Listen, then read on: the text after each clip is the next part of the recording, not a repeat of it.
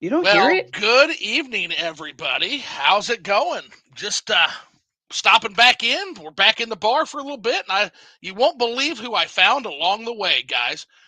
I'm going to let them introduce themselves, but got a couple of absolutely stellar gentlemen here to listen to me munch on SpaghettiOs while we drink and get liquored up. So I'm going to go. We'll go from on screen. We'll go from left to right. So go ahead and Caesar, tell them about yourself here. What's up, everybody? Uh, Scorpio Caesar here. Just call me Caesar from the CesArcade, figure reviewer, and how much else? I'm just another guy on YouTube talking about video games and action figures. Nothing special here. Yep, a fucking YouTuber, just like the rest of us. So, but Exactly. but a stellar YouTuber that makes pretty fun content. So you guys should definitely check it out. Now, I'm gonna hand it over next to Mr. Monster. Tell him about yourself, man. Hi guys, I'm the Monster, or you call me Blake. The Monster Reviews. I'm also another nerdy dude on the internet who talks about video games, and yeah, that's it, man. We're all talking like the same stuff. Yeah, hence why we're here, right?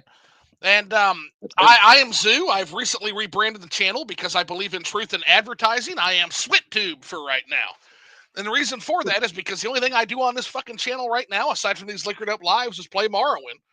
And there's no use in saying I'm going to do Switch content when it hasn't fucking happened. It doesn't seem to be happening. So maybe sometime in the future, and I've got a new project that's going to touch on a lot of that stuff. That'll be a new channel that I'm about 60% done with the new video on. Should be fun. But other than that, you will find me playing Morrowind. Once I'm done with the Morrowind stream, I'll probably rebrand back to Flipping the Switch, but there's just no sense in lying to people. Like, if you come 9 times out of 10, I'm going to be playing some fucking Morrowind. So, you can also find me on Twitter, just like I'm sure you can find these guys on Twitter. At the end of the description, the VOD will be updated with everybody's Twitter info. That way you can find us being twits on Twitter. Other than that, I guess we'll get rocking and rolling here. Before that, a word though. Promise to stream, okay? No sponsors, right?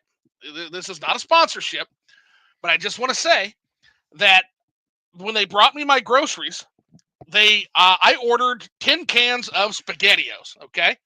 Now, what I mean by that is SpaghettiOs and meatballs. And Okay. they fucking brought me 10 cans of SpaghettiOs and chicken meatballs. It's not bad. No, it's not. No, it's not. In fact, they're better. They're I better. Mm-hmm. So what a happy accident. What a happy fucking accident that was. So Yeah, dude. aside from that, only on Liquored Up Live will you find somebody eating fucking SpaghettiO slop while also drinking a Yamasaki 18-year Japanese whiskey.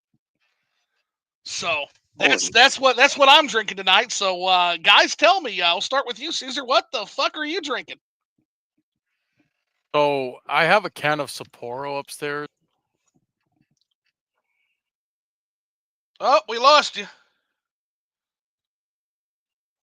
Oh, we lost you, buddy. You're muted. Oh boy.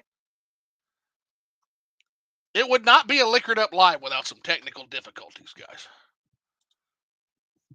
That goes with the territory. Like, honestly, you get slapped on the wrist if you don't have them. Can you hear me? I can hear you. Yeah, we can't hear Caesar, but I can hear you.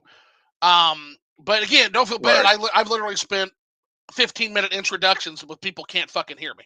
So, because I didn't add myself to the soundstage. So, again, that's all par for the course. Bro, you have a US. I don't even know if a USB mic. It's okay. No, it's all good, man. Just go to Blake. All right, for now, we're just gonna head to Blake. Blake, while he gets that figured out, what the fuck are you drinking, man? Desperate times, guys. I forgot to go and pick up some sodas and stuff because of the snow. So I'm drinking the weirdest combination ever. It's the blackberry mango polar seltzer mixed with Jim Beam honey. That sounds very eclectic. It's pretty good. I'm surprised. I just did it. Say that again so I can kind of commit that to memory because I might try that at some point. Okay. is basically, you know, the polar seltzers. I don't know if you have them over there. Yeah. Oh yeah. It's a I'm familiar. It's a blackberry mango. It just came out. I picked it up for like $1, and I mixed it with Jim Beam honey. That Just sounds what the amazing. hell, dude! It's pretty good. Like I'm surprised. Oh my god, it's. I might have to try that. Sounds like a dangerous drink, though. What's the ABV on the Jim Beam honey? I think it's 35. Thought it was higher. Yeah. You can get It's like, fucked up. You can get fucked up. You make that taste too good. yeah, so we'll see what happens. All right, Caesar. We'll see what happens. Let's see. Caesar got that sound worked out yet, buddy? So, brother. Oh shit. Okay. Well, damn. Do you have a side, like, is it a internal mic, or is it like, do you have a USB mic maybe you could try? I don't know. Damn. Okay, interesting. That's weird. It was just working too. I don't know what he works that out. I've often pondered. It's like, cause I figured when I picked the Yamasaki, you figure the questions I ask when I sit at home and the television's not working are things like what wine goes with Captain Crunch. He's gonna leave. Okay, yeah, try to leave and then come back in, see if that works. No problem. Yeah, absolutely. Please, if you want, if you no need problem, work. homie. But I ask questions like what wine goes with Captain Crunch, or what whiskey goes well with SpaghettiOs, right? That's the kind of questions we ask here on Liquored Up Live. So we've also got Brooke Barnes drawing first blood in the chat. Brooke says, hello, the Duchess has arrived. What's going on, Brooke? Hey. Welcome in. Hey, Brooke. So I actually thought about her today. Something happened. What happened? There's a controller that came out for the Xbox, and it's called the Duchess. It's a controller called the Duchess. Oh, we can hear you, Caesar. We can hear you. Christ. What a pain in the ass this thing is. I'm sorry, bro. Yeah, I hate technology. All technology is a fucking pain in the ass, but we've got a controller called the Duchess. That's amazing. Brooke, do you have an Xbox? You could probably use it on your computer. I mean, yeah. I don't know. You should get it. Fuck yeah, you should absolutely get the Duchess controller. Is that a play on the Duke, the original controller that they had for Halo 1 that's like this giant ass fucking monstrosity that I personally love because I have big hands, right? It probably is, dude. I mean, I don't know a lot about that, like the controller scene, but I was like, wow, like the Duchess, and I'm like, oh man, I'm like, Brooke has to see this thing. I should have posted it in the disc. But Brooke says she doesn't have Xbox. I think it works on a PC though, Brooke. I don't know. Don't quote me on that. Well, the Duchess controller is based off the S controller from the original Xbox. Oh, there you go. It's like a 1-to-1. My love, the Duke. My first love. Him. He collects Xbox and such. I'm like, wait a minute. Well, not only that, but Caesar got me kickstarted on Xbox, and it's been hard for me to fucking go back, man. There's so many good, like, there's a game I'm playing right now called fucking Voodoo Vince that I'm playing. Oh, Voodoo Vince! Yeah. And like you're like this little fucking voodoo doll, and you like traverse the 3D platforming worlds by like hurting yourself, and like, oh my god. That's a good ass game, man. That's a great game. It's a fucking great game. It's on Steam. I want to play it. Oh my god. Yeah, I found a Morrowind version, Game of the Year edition. That's like Morrowind from like 2003 or 2004. Oh yeah, I have that one. That was good. That's a good collection. Has all the DLC, which as you said, isn't as good. But yeah. But still, if you're gonna play Morrowind on Xbox, that's the way to play it. And it's backwards compatible. Yeah, super cool. And again, as a Morrowind fan, I had to get it. I had to fucking get it. So all right, so real quick, Caesar, let's get back to you. Tell everybody what the fuck are you drinking, man? Oh, it's just the Starburst Sparkling Ice. You see, I'm on meds right now, so I'm not sure if drinking alcohol is a good idea. Ooh, yeah, you might want to do what I do. I managed to find some mango berry Kool-Aid, and so I do have that on standby. Oh, well, shout out to Rad Batch because he got me hooked on these Sparkling Ice Starburst flavors. These are the bomb, man. Like, oh my god, like liquefied Starburst and no sugar. Ooh. Do you drink Show that again. It's they got Starburst flavored sparkling ice now. Sparkling ice Starburst. Thank you. Jeez. Do you drink the energy ones? They have sparkling ice energy. It's pretty good actually. It's not that bad. Are those the ones in a can? Yeah, but they have two different versions of it. They have like a chiller one, and then they have one that's got like electrolytes in it. It's pretty good. I haven't tried them yet. I'm not a big energy drink guy because the last thing I need is my heart racing. Right. You know. Oh man. So, yeah, but I haven't tried it yet. Maybe I'll check it out one time. Fair enough, dude. I gotta get the Blastoise in the shot. I'm gonna get that Blastoise at some point. I got a bunch of Pokemon stuff behind me right now. Oh, I see Zapdos. I see Mewtwo. I see Dragonite. I see Articuno, I think. Is it the same line? This is the Pokemon Select line of Trainer Okay. Team. Shout out to my boy Vinny. He's sold me pretty much all his like Pokemon Selects. And he has more that I still have to pick up from him. And then I got this Giratina from eBay. It's from Banpresto. Look at the size on this thing. Okay, that's Banpresto. I don't even recognize that Pokemon. Which one is that? It's the cover art, cover star for Pokemon Platinum. Yeah, he's like the god of all Pokemon or something, right? I remember that. Gotcha. Yeah, okay. this thing freaking rocks. I got some hot takes about Gen 4. Well, you want to know something interesting about this? I mean, if you look at his design, Blake, I know you're gonna appreciate this. You can't tell me this is not inspired by Larvae Batra. Oh, dude, 100%. He's like a kaiju. Yeah, no, 100%. And the roar for Giratina in the movie, in the anime series, is Mothra's roar. Somebody said that, and I saw it on X, and I'm like, I never even like put that together. Like, there's some wild stuff with Pokemon. It's funny. It would shock me if Pokemon creators weren't a fan of Godzilla. Like, come on. Oh, 100%. Yeah. Well, and also Palkia's roar is a mixture of the lizard. I forget the lizard's name from Star Wars Episode 3: Revenge of the Sith that Obi-Wan rides, and King Ghidorah's roar from the '90s movies. So Toho is actually the distributor of the Pokemon movies in Japan. So there's where the partnership comes in. That's amazing, dude. Yeah, it would have to be a partnership because in order to get rights to that, right, without being a legal quagmire, right? So makes sense. Okay. Just using those roars and well, because you kind of stepped into my second question, which was how the fuck did they manage that without getting sued into oblivion, into the Stone Age? But yeah, they probably worked. They probably talked to them. I don't know. There's got to be something. Well, partnership. It seems like So yeah, there's got to be something that I mean, especially if they're distributing the film. Like I don't think they're gonna fight that. Yeah, hey, the beeping stop. So the beeping stop. So Frost Troll Brews in here. He says, "Hail." He says, "Xbox is the best. Series X is powerful." Well, here's the thing. Xbox Bros actually got a real victory. Did you guys happen to see the new NVIDIA chipset that they put out and how that is getting fucking roasted right now? No. Oh my God. Win? So NVIDIA introduced their new chipset, which is it has like AI super duper blast processing or some shit. And when they put it's $2,000.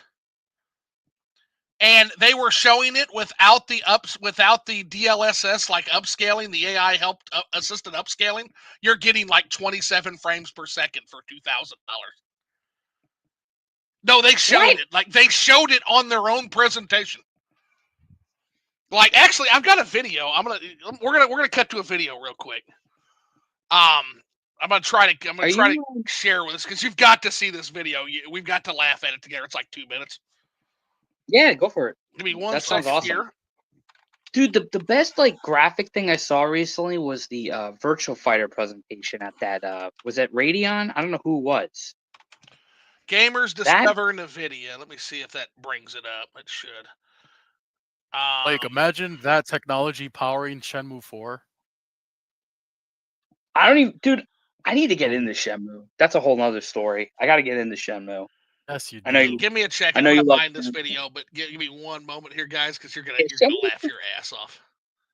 Oh, dude, it's gonna be awesome. I don't know what's going on here. These companies are wilding out, bro. I like your shirt, by the way. Nice shirt. Thanks, man. This is the Christmas one of the Christmas gifts. Dude, I it's think so I funny because like the thing that's on the shirt is so dramatic. It's like its power is unequaled. Its battles are legendary. Its return is near. I'm like, it just sounds like English or something. It's just like Godzilla's never left. What do you mean his Yeah, return is like I'm like, here? this is it's amazing. I'm like, this is great. Oh my god, dude. I think I have a shirt like that. If not that same exact shirt. I don't know. My mother-in-law bought me a Godzilla shirt, and I still yet to wear it. Dude, every Godzilla fan I know, we own like 12 Godzilla shirts. Like, Yeah, it's like, that's. dude, I have a Godzilla Hawaiian shirt, bro. Like, it's crazy. Oh yeah, me too. I have one. My mother got me one. Like for my Yeah. birthday, and it's not actual Godzilla, but it's like it looks like Godzilla, but it's like kind of like a knockoff version of Godzilla. It's still Godzilla, whatever. You know how they did like the store? That was like one of the big hot items they put out last year was this Right. Hawaiian shirt. So I went to some tropical Christmas party thing that I go to, and I rocked it there, and like one person appreciated it. I was like, Oh, that was so I got. You got to see this bomber jacket that I got, man. You know the Mothra bomber jacket that you right. see on like Facebook ads and stuff like that. no, I dude. There's I freaking got it. I should have wore it. I Frost never Troll thought we'd be Brew. at a point. Frost Troll Brew real quick says Godzilla, King of the Monsters. Says probably gonna only be here for a little bit. Thought I'd check out the new Liquored Up Live before grinding on Minecraft. Hey, Minecraft is one of the fun things, right? Like I talked about Minecraft years ago about how revolutionary. I called it the new Tetris, and people fucking laughed at me. I love Minecraft. I Like give a that's damn what great. anybody That's says. fucking great. What I mean by that is a game about little blocks. It's a game about stacking bricks and cutting bricks, and yeah, it seems like it built into our subconscious is human beings just have a desire to build and break bricks. Like look at Super Mario Brothers, Tetris, now Minecraft. Like holy shit, man! Like it seems like those games just do super well when they're good. But here I'm going to share Yeah, this real quick for you guys. Let's see. We just need to do. Let's do go share right your ahead. screen. We're gonna do PC Gamers Learn the Truth about RTX. That's the one we want, I think. No, Take out water. let's see here. I think that's the one we want. What's up, Rush Dog? Rush Dog in the house. Oh, Awesome. I want to read the chat. I should probably do that at some point. All right. So Watch here's stream. here's the video, and I'm just gonna play this for us so we can laugh. Ready? Yeah. This is so good. The hit.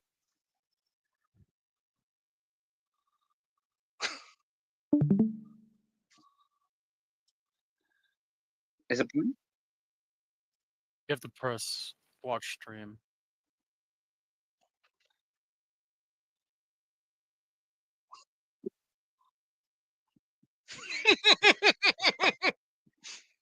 Oh my god. Oh, it gets better. Wait till you see this comparison, man. 23. That guy. What's going on? Oh my god. Oh my god.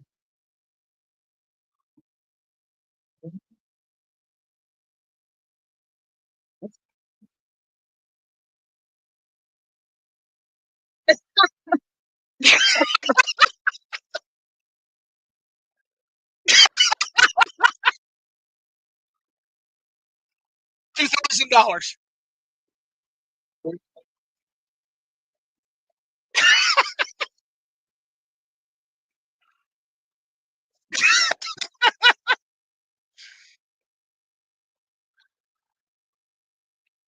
That was dramatic.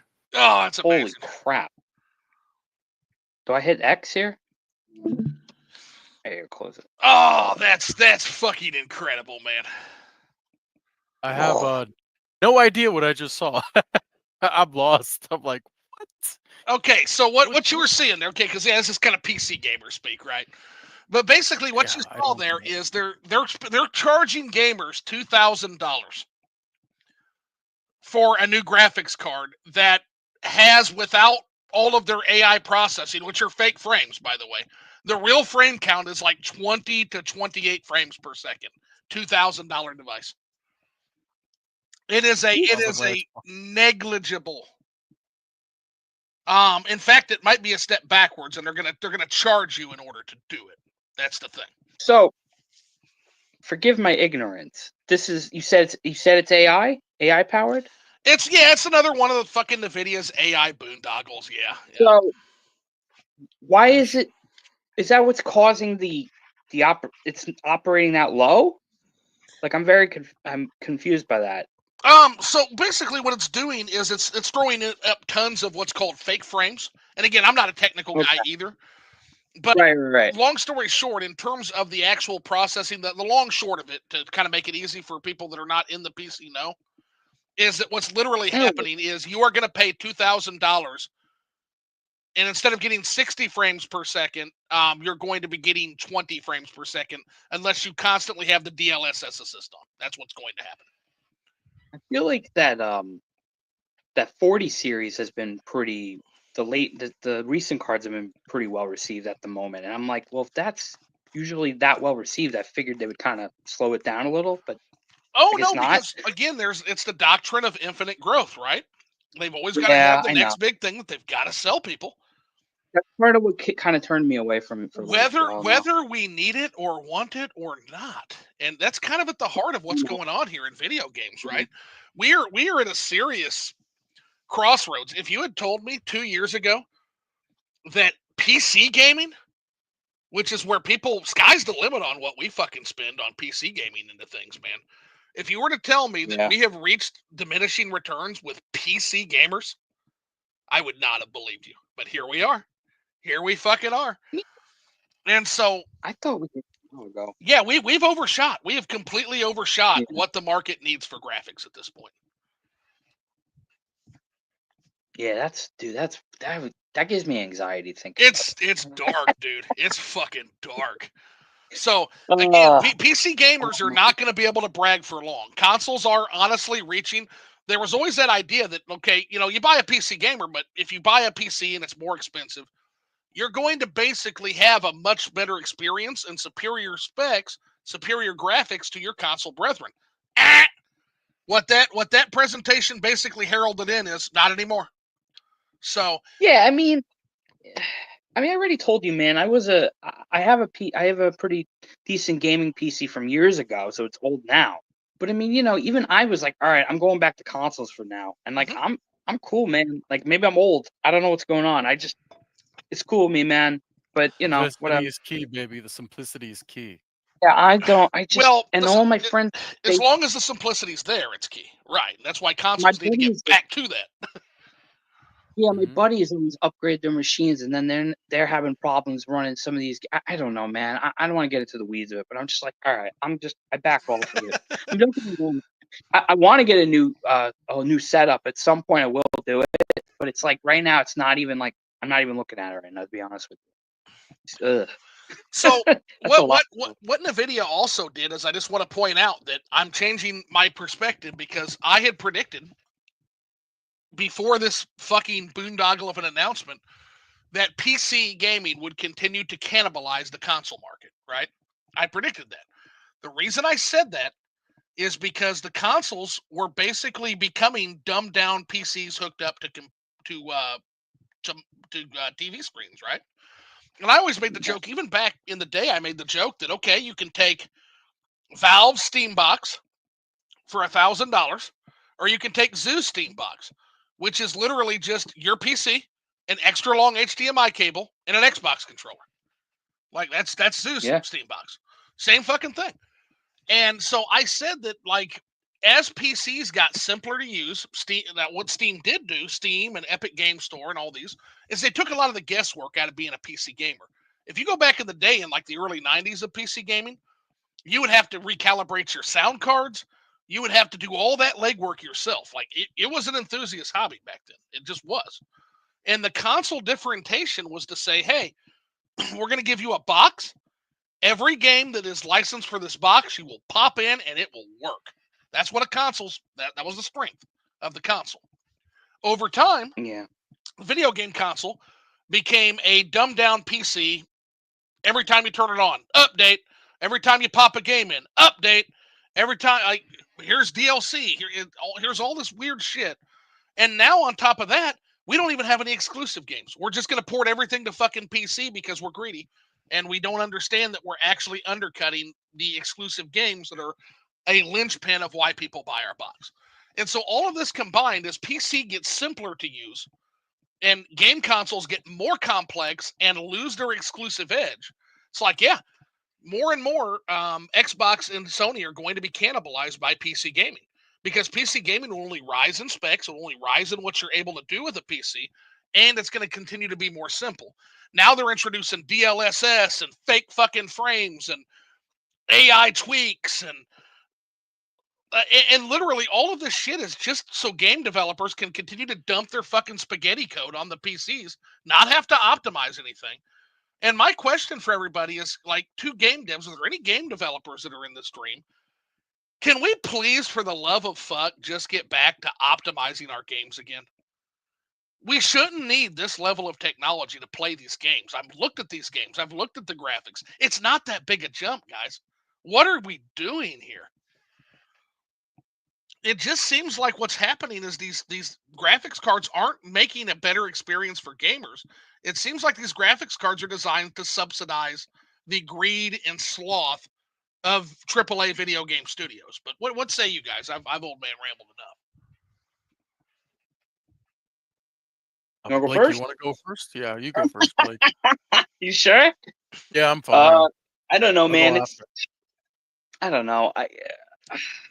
Like I've already told you this, Zoo. I grew up playing like I was always gaming on a PC since I was a kid, and then I got really into like World of Warcraft. I played that for geez Louise, my God, man, like 15, maybe over 15 years or something now. I don't even know what, on and off. I'd go back to it, Right. and times things were a lot simpler. And even when they made like a jump in something, it was like okay.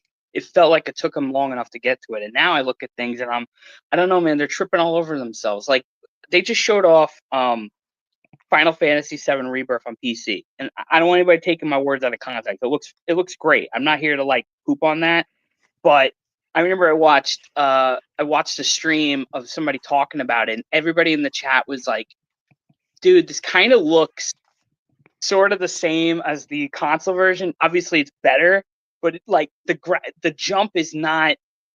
I don't know. It just doesn't. It's not like this crazy thing." And then I saw that they posted pictures of like, here's Final Fantasy VII Rebirth running on PC in all 3 settings, and like the shaders and everything are like you could look this up. I mean, it's very similar. I'm not here downplaying. Like I'm sure it's gonna be an amazing port, but man, dude, I'm like, I think we're kind of getting to that line now. Where you're starting to see some real diminishing returns. I mean, it's the same thing when we were talking about the PS5 Pro, and they were talking about Ratchet and Clank, and it's like, dude, yes! like how many people are really? Come on. I mean, let's keep it real, bro. It's not even because we're old. Like, it's just real. Like your eye. How much of this stuff can you actually notice? I don't know. Yeah, it's I don't know. I think Crazy. when you combine it with the bad macroeconomic headwinds, I think gaming is going from being on top of the world to kind of in a pretty dark place right now, man. Like we'll always have the retro gaming, right? But like, yeah, this seems to have hit a wall. This really seems to have hit a wall. And yeah, I saw that same trailer you're talking about, man.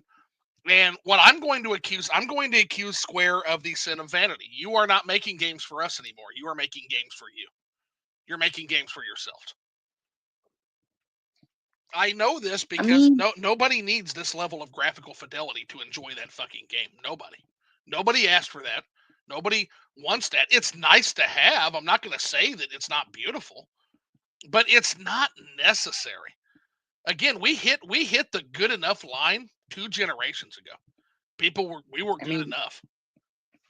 It runs great on the 5 already. Like I mean, it's literally my favorite game of last year. Yeah. I was like, this thing's fine. Like I played it in performance mode or whatever it was. I'm like, am I going crazy here? Like it still looked damn good. No, you're not. It's just that they didn't optimize it. They just dumped it. That's the thing. They just dumped it, spaghetti code and all. Untangled spaghetti code dumped on the PC. Here you go. Hope your specs are. Hope you have a Superman PC. Hope your PC hasn't swallowed some kryptonite, Superman PC, because you're fucked. I was more impressed with the fact that they were like, oh, hey guys, we're giving this thing Steam the handheld support right away. I was like, okay, that was almost more impressive to me than what they. I don't know. Maybe I'm going nuts. Rush Dog makes a good point we're going to get to as we go through the chat, but yeah, you're seeing it with the Nintendo too. You're seeing it with Nintendo too, man. I don't know what the fuck we saw. I don't know what the fuck everybody was making all these videos about. I kind of ribbed everybody on that shit. But like apparently that's a new Mario Kart. Apparently that's a new Mario Kart. I've looked at it probably 10 times. Aside from a fucking Donkey Kong redo. Like I'm looking at that, and then I'm looking at Mario Kart 8, and then I'm looking at Mario Kart 8, and then I'm looking back at the Mario Kart that the Switch 2 showed off, and I'm like, they had to show something. really? You know? Yeah. This is the jump. That's all they showed. Yeah. This is the fucking jump. That's $400. Well, sure $400, please. $400. I'm sure. Hey. You could tell they didn't want to announce that. You absolutely could. That was I don't think they even were ready. They were pissed about that. Like, but I say we have to play the waiting game for that one because I mean, 100%. Look, the true difference is we're gonna see hopefully in the direct where they actually show some software off.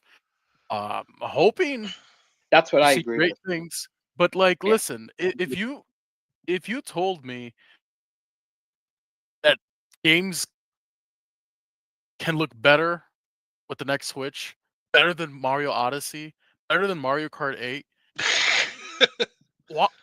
what's the point? Like, yeah, to me, those games already look perfect as it is. They do. You know what I mean? Aside from maybe a smoother frame rate, which I never really gave a damn about anyways. 30 frames is fine with me. Are honestly, the soccer moms who bought 60 million copies of Mario Kart 8 going to give a fuck about 60 frames per second? By the way, I think that game already gets 60 frames per second, if I'm not mistaken. It does. Yeah, that one does. Yeah, yes, so that one does. Okay, so is the soccer mom who bought 60 million copies of Mario Kart 8 going to give a fuck about 120 frames per second? Is the Switch 2 even going to be able to do 120 frames per second? Can the human eye notice 120 frames per second? These are questions that go through my head. When I tried to fucking tell all you guys, I tried to fucking tell everybody 5 fucking years ago when they started talking about a new Switch, when Rich from Review Tech started putting out Switch 2 videos, I tried to tell everybody I don't know what the fuck a Switch 2 is going to be. It's a handheld. It's a fucking handheld. It is locked by battery bottleneck. It is locked. Even if we get a Switch 2, one of the only reasons people buy consoles, they care about physical games, but we're seeing already, even on Sony and Microsoft with their new systems, you're not getting the full fucking game on the disc. You're not getting it on the disc. Do we really think that game developers are going to put 64 gigabyte Switch carts out? No. Every single fucking new game, Final Fantasy VII, yes, it may be on the Switch too, and it'll last an hour of battery life, and you're gonna get 30% of the game on the cart. Enjoy. Dude. That one's going to be weird because Final Fantasy VII Remake, when it came to the 4, had the same thing that happened with The Last of Us Part 2, which was they had to use a double disc just to get the data and everything onto the system. And I mean, I'm not going to lie to you, it ran great. It looked pretty good. I mean, there's going to be flaws with those things, but that is something I am curious about. I'm not going to lie to you about that. But I do expect, I still say, I think Remake is going to be a launch title or around the launch for the Switch too. Oh, sure. I think it's coming. Sure, and enjoy downloading 60 gigabytes onto you'll be lucky to get a 1 terabyte hard drive. I don't even know, but I mean, I do. That game's 130 gigabytes on fucking Yeah, PC. I don't know how they're gonna do it, man. Square Enix isn't gonna optimize a fucking Switch port. They're not gonna optimize that shit. They don't optimize the PC port. They don't optimize shit. I mean, I sound like a broken record. I really just want to see. I want to see a Monolith Soft game on this thing running at 60. That's really. I want to see what they would do with that. Because those. What's up? With no variable resolution, because God, dude, those guys are so. I want to see what they do with that tech because those dudes are sorcerers. I don't know what the hell who are we they're talking doing. about now? Monolith Soft. Monolith Soft. Oh yeah, no. Now there's where I agree with it. Yeah. Yeah. Monolith Soft will make something amazing with it. Yeah. 100%. Can almost guarantee that. I think Nintendo EPD. I think the EPD elite teams are gonna make magic happen. They always do. Scorpio, did you play any of those games? Did you play Xenoblade? Yes, Xenoblade. I have Xenoblade Chronicles 1 Definitive Edition, but I beat and played through Xenoblade Chronicles 2. Dude, you gotta play. You gotta play 3. 3. I was blown away by that game. I'm like, how the hell? It's like, yeah, I think it runs at 30. Who the hell knows? But I'm like, how did they get this thing to operate? It's so good. And I'm like, can you imagine? I just talked about it. I'm like, I can't even, if they had a way to upgrade that to even that to 60 would blow me away. But I want to see what they do with this technology, whatever the hell this is going to be. I don't know. It's all speculation, of course. You'll definitely get really good product from EPD, from Monolith Soft. I think Luigi's Mansion. I think it's Next Level Games. Is that who does Luigi's Mansion? Yeah. I think they'll make magic happen. I've been extraordinarily impressed with what they did. Retro, like all the big hits or big teams are going to be doing retro. Yeah, I think they'll make it work as best they can.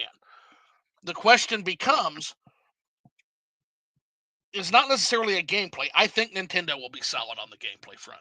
The question is, at this point, is Nintendo violating their own ethos about the blue ocean? And that is the typical Switch customer going to care? We care because we're enthusiasts. It's going to be cool for us. But we're not the ones that made the Nintendo Switch a household name across the world. It's not us that did that. It's Becky with her kids that she's dropping off at soccer practice, and she doesn't, and she's arguing with the GameStop employee who screams at her about teraflops and gigabytes and refresh rates, and she's like, I don't understand a word you just said. I just needed to play Mario Kart. What'd that trailer get? 17 mil or something in 3 days? Oh yeah, I don't know, man. 100%. That's a lot. That's a Marvel movie. It's I don't know. Sell. Yeah, it's gonna do. The Switch 2 is gonna sell just on the name alone. Well, Switch 2, everything. It depends on when it launches in particular, but yeah, I expect a holiday launch. Everything sells during the holiday, so I always tell folks that with any product, like the PS5, etc., it's like everything sells during the holiday. Wait till spring. That's when you'll see what real demand is. Do you think it'll be I thought it was going to be a summer release, to be honest with you. If it's summer, then that'll be more interesting to gauge because, yeah, the summer release, there's not a big holiday window. So I actually thought it was brilliant when they launched in the spring for the Switch last time. Because when they launched in the spring, that's when I said, oh, boy, they're confident about this system. They're super confident. The reason I expect a holiday launch, I'm going to go ahead and plant my flag here, is Nintendo seems fucking terrified of this transition. You can tell in the fact that it's taken them 2 fucking years to get here. Apparently, the scuttlebutt is the system's been done for 2 years. It's been bottlenecked by software. Been waiting on the software to show off, right? Because Nintendo typically has that. Again, I used to be an investor with Nintendo. The bottleneck is always on the software end. So the hardware is done typically years before the hardware is done typically years before the software comes out, and the hardware guys are waiting on the software guys to actually get games out. And that's why you typically have what's called the Nintendo drought. Because usually Nintendo doesn't have time. The system's sales have already cratered. They bottomed out. They've got to get the new product out. They didn't have that issue this time. This time they could take their sweet-ass time. Thank God, because we're going into some really, really turbulent macroeconomic headwinds. So yeah, that was the thing. Yeah. So that's why I don't think they're as confident this time, and they shouldn't be confident this time. They should And you not blame be. them? No, I don't. So because of that, that's why I say I think it's going to be a holiday. If it's summer, you can take that to the bank that they are, whether they should be or not. I don't think they should be, but what I think is irrelevant. If they launch this thing in a summer launch, they are supremely confident in this system selling. Because the reason you put it in the holiday launch is because even if the system doesn't sell what you thought it would, everything sells in the holiday. So it will sell out, and you have that message to take to your investors next fiscal. That is the not only thing, guaranteed in the summertime. So they're confident if it's they just launch in the summer. the only thing that changes that equation for me, dude, is that they started off with Mario Kart. That to me was like, oh, they're going in with the biggest thing they could do. Like not even just the 3D Mario, like Mario Kart just keeps selling and selling and selling. That's why I'm asking. I thought that was They definitely wanted to appeal to the casual with that trailer, just by Yeah, showing that- off Mario Kart. Oh That's yeah, like upstream customer, and that's who they've got to get. Because let's be honest, let's be fucking honest. They've sales got don't they've lie, got all yeah. three. They've got us all. They've got all three of us, man. At some point, we're Oh, gonna yeah. own that fucking system. Whether it's Oh, yeah. because we have disposable income or because we're enthusiasts, we are upstream users. I have 400 plus fucking Switch games on my shelf. I am not a normal fucking consumer of Nintendo products. Like, it's bound to happen just because I have the disposable income to fucking go get it. But again, it's that question of, and that's the question they're trying to answer by showing off Mario Kart immediately, which is Becky and Veronica, after dropping their kids at soccer practice, are they going to care enough to go get that system? I.e., are their kids going to care enough? That's the $1 million question. All Or about the marketing. is Mario Kart good enough? Yeah. And we're going to answer that question. We're going to answer that question very soon. Mario Kart 8 Deluxe is a fucking perfect game. I do not envy the Mario Kart 9 team. Boy, I don't envy that. No, I don't know, man. There's so many things at play here, and we were talking about when you were on you had a stream. We were talking about GTA coming out. Like, there's no way they don't know that. Like, are they working with that? Like, there's so many things at play here that are like fascinating to me. GTA. And then Man, I want to see GTA. I want to see GTA for reasons beyond the business end. Like, that would be such a wholesome moment if we could get a mainline GTA on a Nintendo system. So much bad blood between those two fucking companies. I would love it. I want to. Sorry, go on, Blake. I don't have any. I agree. Yeah. I was gonna say I'm interested in seeing how long they support the original Switch, software wise, before they Good point. decide to call it quits and jump straight to the Switch too. Because there's gonna be cross-platform games now. You know what I mean? The next Pokemon game, the next Pokemon Legends game, most likely will be cross-platform. Right. And I want to see what Game Freak is gonna do with that new hardware. You know what I mean? Are we think confident Zynga- Game Freak is going to do anything with that new hardware? Game Freak didn't do anything with the Switch hardware. Game Freak. Yeah, I'm not confident, but I'm hoping. I think the message. I listen, dude. I'm putting my tinfoil hat on. Okay. I think the message is loud and clear. Okay. They haven't been talking about Legends ZA, is that whatever it's called? They haven't been talking about it. Like, this is gonna be a big ass project for them. Like, they're putting they're doing something, man. They're clearly listening to feedback. I got a little something on X with somebody about it, and I said, listen, the Pokemon company Game Freak, they do not do things like this. There is a very strategic reason why they're not talking right now. Take my word for it. And I know there's leaks. I heard there was some leaks of the game or something, and it was like, oh my god, I saw it. It's all like in dev stuff, so it's not even done. And I'm telling you, like, maybe I'm putting too much stock into this, but I really think this is going to be a big game for them if they play their cards right. So Could be. That's why I'm saying it's weird. And keep in mind, what we have to look at success in a vacuum, right? So success doesn't mean, a lot of people would think, naturally because of the way capitalism works, that success would be defined by outselling the Switch. Not necessarily, right? Yeah. not necessarily what success is. One of the things that is looked at is the macroeconomic conditions. So again, how are things going in the world? That's going to impact, your estimated sales. What Nintendo has to do is it's always success in capitalism, because it is a competition game. It's success compared to what? Compared to Microsoft, Sony? That's going to be the that's going to be the question. But I think a mistake is made. I do it too, because I say, and it's the truth. The biggest competitor to the Nintendo Switch 2 will be the OG Nintendo Switch. That will be its biggest competitor for the next 2 to 3 years at least. It's true. People are still going to be buying Switches, especially if they price cut the thing. And they're still probably going to be producing them too. 100%. Yeah. And not to mention, like, for the next several years, every indie game and third-party game that can go on the Switch will be on the Switch. They will continue to port their back catalog. Third-party companies will, because it's free money. And the install base is there, yeah. The Switch is going to have a nice long life. That's one of the reasons I'm not super worried about jumping into the Switch 2. I won't get it day one. There's no need to. I will definitely get it at some point in my life, I'm sure. But yeah, the Switch is going to have a nice, comfy old age before it finally gets taken out back and shot by Nintendo. It's not going to be like most other systems.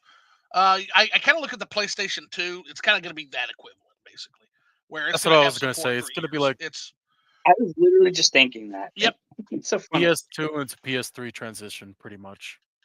Pretty much, yeah. Dude, that was a good time. Yep, PS2 to PS3. Yeah, God of War 2 literally showing up like 2 years into the PS3 or some shit like that. And God of War 2 shows up, but it's like, I remember asking myself, I'm looking at that and I'm like, God damn, Sony DVD player fans are eating good. But why didn't they put that on the 3? That would have been a perfect game to sell PlayStation 3s. But not at $600. Yeah, I forgot $600 US. $599 US.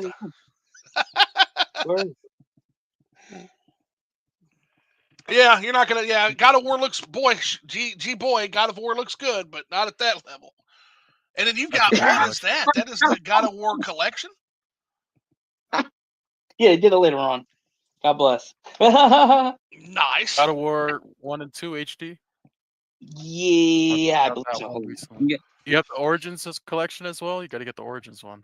But I guess my last word on it will basically be that I'm looking forward to the game industry finally grappling with the fact that they've overshot the market so far that now we're just not interested in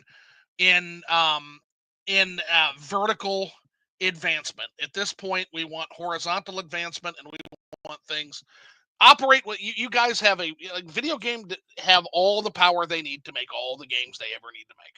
So now, instead of just building vertically, it's time, instead of doing that, it is time to start taking games and expanding them horizontally. It's time to start bringing out the Morrowinds again.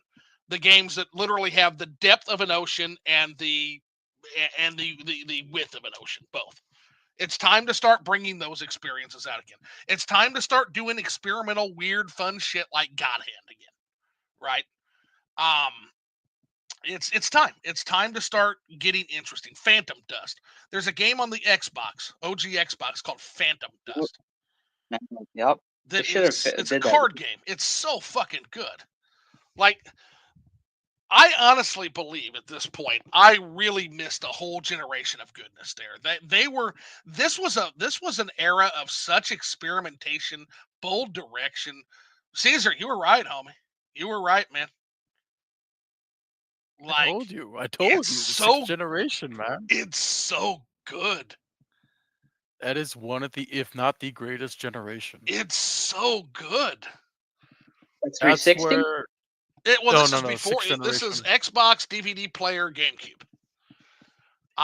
And Dreamcast. Don't forget Dreamcast, which I've not even touched Dreamcast yet.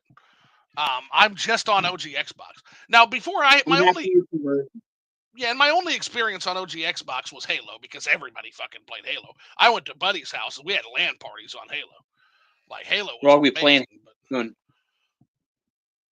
But my first entrance into the Xbox was a game called Bloodwake and a game called Mortal Kombat Deadly Alliance. and then a game called Crimson Skies. And Bangers. All bangers. All freaking bangers. some of them you sent me. Yeah. Yep. Mech Assault is another one. Make Assault. Brute Force. Yes. Jade Empire. Oh, Fable. Jade Empire, I've got to play. It's a fucking kung fu RPG, man. That is one I want to play really bad. Jade Empire. Oh, Jade Empire is definitely one. I'm gonna like, I've never had a game speak to my soul more in my life than Jade Empire. If you're collecting for any console, gosh, collect for the original Xbox. There's still so many great games on that damn thing, man. Okay, yeah, But I don't doubt it now. I have, actually, it'll be tomorrow. I have Xbox Tuesdays where, like, if a work day is going particularly slow, I will just turn my fucking chair over to my Xbox TV, and I will just try out some of the newest Xbox games, just for a little bit. I haven't beaten any of them, but God, it's fun to dive into. And yeah, 100%. And that's what I'm saying. Like, I look at that era, and I'm just like, you know what? I could live in this era fine. I don't need anything beyond this, really. I mean, again, it's nice to have, but it's not necessary. Like, and it's certainly not something that a world with an alien economy is going to continue to pay $600, $700, $2,000 fucking dollars to continue to access. It's just not going to happen. Like, eventually gamers are going to say that's enough, and what's going to happen after that is a beautiful thing, because then video game developers, instead of dumping spaghetti code on new iteration of graphics cards after new iteration of graphics cards and barely keeping up with tech they can barely afford to maximize, they're going to start to actually make deeper gaming experiences again. They're going to take what they have and they're going to dig into it instead of just constantly moving upwards and forwards. I'm looking forward to it. I'm actually looking forward. I think the coming macroeconomic disasters, as bad as they're going to be for us on a personal level, I think it's the best thing that could happen to this industry at this point. It's going to bring them back down to earth. That economic Grim Reaper is going to come, and it's going to make its fucking rounds. That economic Angel of Death is going to come, and it's going to chaff some weed, man. And what is left will be a magical thing. The whole game industry needs a new remaster. It's coming. It's fucking coming. I promise. What's up, Matt Kaiser? Yeah, let's get to some comments catch here. Up on this chat. Catch up on this chat, Sue. Come on. Yeah. Good. Used to have the OG Xbox. Oh, we're gonna have to talk about GameCube, because I know you guys are. If any of you saw the Cold Takes podcast, and he's waiting. He's fucking. Look at him. Felt like you. That shit. I felt like you were. I felt like you were waiting for me to comment, because you commented back real fast. Look at that shit-eating grin. What happened? What happened, Zoo? We're gonna talk about it. We're gonna talk about it, but you get a GameCube. I didn't get a GameCube. I don't need to get a GameCube because I have a Wii, but we're gonna talk about it. All right. Let's get to some fucking comments. So, Frostro Brew, Baldur's Gate 3 is one of my favorites. Also, my main Morrowind series is on Xbox. Yeah, you were telling me basically you're playing before we got your PC, your laptop hooked up. I walked you through some of that to get you at least Tamriel rebuilt and some of that stuff. But you are playing Morrowind on the OG Xbox, which I played Morrowind on the OG Xbox now. That is an experience for sure. Show the Zapdos. Yeah, Zapdos has always been my favorite bird. What a strange combo. Electric and flying. Such a fucking broken combo. I love That's why he bodied everybody in the Pokemon 2000 movie. Fuck, yeah. Yeah. What up? Oh, he's the best. That's the best. I'm jealous. It's so cool. And the cool thing is this is pretty fully articulated. This is articulated too, so you can have him like in his flight mode and everything. Oh my God, look what I just discovered. Like at the end of my fucking Liquored Up lives, I discovered how to full screen. I'm an idiot. But anyway, now people can see the Zapdos. Yeah, there it is. Awesome. That's good though. The only one I'm missing is Moltres of the Legendary Birds, but that one's hard to get. No, they didn't make Lugia in this style yet. Okay. But I will get a Lugia. Lugia and Ho-Oh are like two of my favorite Pokemon, so Hell yeah. Hell yeah. I gotta Not get even- those legends. Gotta get them all. Gotta catch them all. Oh god. And that's where Frost Troll Bruce says probably going to be on here for a little bit to figure out check out the new Liquid Up Live before grinding in Yeah. Minecraft. Yep. Brick Can I- Barnes says can I that's say something? awesome. Oh, go ahead. Can I see something really nerdy? So there's a Pokemon manga that came out during the OG like Pokemon craze, Right. and it's Pokemon are talking to the main characters, Oh and shit. they have to climb this. They have to climb like this snowy mountain peak, and they get to the top. There's all these legends, and it's a snow cone shop or something, and it's run by an Articuno. It's like the most amazing. Like what? Like as a kid reading that, I was like, "What the hell is it?" Like So Articuno. Look it up. Articuno, legendary bird running a snow cone shop. Yeah. Yeah, you got to look it up. It's incredible. For like, that wait, what? alone, I've got to look it up. That's some Riverdale levels of nonsense.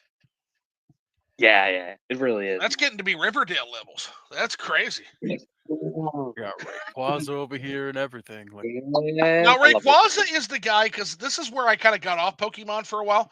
Rayquaza's the guy that shows up and breaks up the slap fight between the other two, right? Isn't that his between job? Kyogre and Groudon, yeah. Yeah, He also whips his ass, which is hilarious. they get in a slap fight, and then Rayquaza comes and breaks them up, sends them back to their corners. Yeah, before they destroy the world. Get out of here. Like, let's see here. Can't believe Twitter was renamed X. It's so dumb. Boy, we're still. Boy, that is. What year is it? What year? Yeah. Like, What? I agree, Frost Troll Brew, but that came out of nowhere. All right, hold on. I have to do this now because Scorpio is like taunting me. Oh, yeah. But I agree completely. Look at that Blastoise. Look at that Yeah. beautiful thing. I want to get that. I want Thing's that 100%. Blastoise. Blastoise. That's my first ever wanna get Pokemon that. choice. I picked Blastoise Yep, on Pokemon Blue. I did too. I picked Squirtle. 'cause Squirtle, yeah. Turtle. Wordle. Yep, this was Where's back the when, Squirtle? before I was a dumb kid and I didn't understand the complexities of battling. So he's a water type Pokemon, so he's got to have all the water moves. All the water moves. So I got to the Elite Four with a Blastoise, rocking Water Gun, Surf, Hydro Pump, and Bubbles. Your pump. You didn't teach him Blizzard? Earthquake. Nope. Earthquake. Nope. Water type. Gotta have water moves. Gotta have water moves. Water type. Yeah. Because I was a dumb kid who didn't know how to make battle strategies, right? so Love it. Blizzard would so have I struggled. destroyed lands. Oh, I struggled Blizzard, yep. mightily with Blastoise in that Elite Four battle because I didn't know what the fuck I was doing. Is the chat popping off right now for Blastoise? Yeah, it's like, oh yeah, wait till you get to fucking Gary's Venusaur. It's like, oh yeah, you ain't doing shit, man. Woo. Yeah. It's Blizzard. Blizzard. Yep, Blizzard, exactly. Yeah, that was Blastoise can learn Blizzard, and you could take down Venusaur in one shot. Actually, Earthquake is ground, right? Earthquake is ground. You could beat Would Venusaur also, with yep, that. would also, yep. Right? Oh, No, I shit. think you would. I don't know. I mean, I yeah, don't know if ground grass is is super weak to effective against. Or no, wait, maybe Grass. is it the other way? No, it's the other way around. It's it's the other way around. Grass is super effective against ground because you can Yeah, you can body Brock because it's a Yeah. double rock and ground with if you pick Bulbasaur, you can body Brock.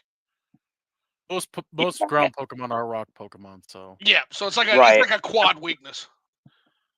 Yeah, at least in Gen 1. You know what I really got into the last number of years? I really got into poison types. That's been a really interesting. Poison are my trend. favorite too, just because of the different things you can do and the various effects, like combining toxic with confuse. Like They fucking started so good.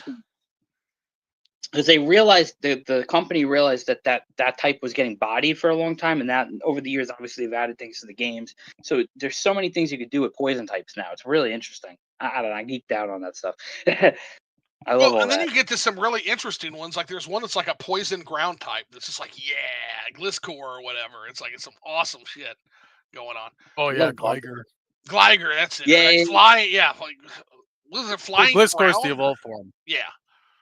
Some I love crazy shit. Garbodor. I'm a Garbodor boy. It's funny you mentioned that. So my favorite Pokemon throughout everything has continued to be Muck. And what's funny about that is, Muck. Love Muck. So Muck gets deadly, I think, in Gen 7, which I didn't even fucking play until like I played Gen 8, and I finally got my hands on a Alolan Muck. Oh my god!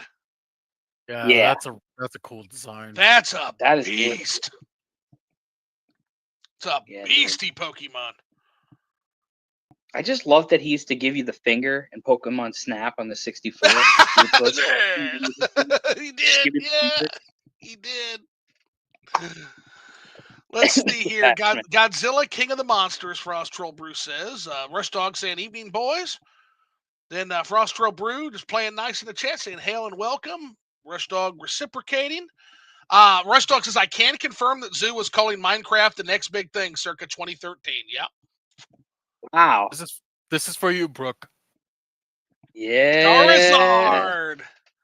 Nice OG one, too. Charizard, man. Nice Everybody one. loves Charizard, one of the most popular Next- Pokemon designs of all time.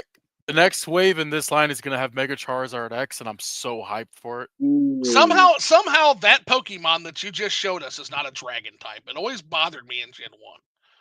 I'm like, Well, how It the can is- learn fuck? dragon moves. Yeah. Can learn He's the dragon most moves. popular. I think so. He's Either- literally the most popular. yeah, it's him or Pikachu, right? Yeah, it's him. It's like him, Pikachu, and Mewtwo or something. Those are like the Yeah, top people like three or Mewtwo something. as well. People really like Mewtwo. That first movie was a dude. banger. That first movie was a fucking banger. Dan Green. Dan Green, dude. If you don't know who Dan Green is, Yugi Moto, when he did Mewtwo's voice, oh my god. Yeah. That was like No, that voice was amazing. Mewtwo's Yeah, a dude. Chad. Mewtwo is a Chad, dude. Look at this guy. That's it. I'm just gonna stay off camera. Just have Mewtwo. Dude, that's awesome. Mewtwo I was is so the shit. happy. I was so happy when they brought him back in Smash Wii U. Remember that whole thing? And they teased Uh-huh. him. Oh my god! I almost fell out of my chair for that. Let's see.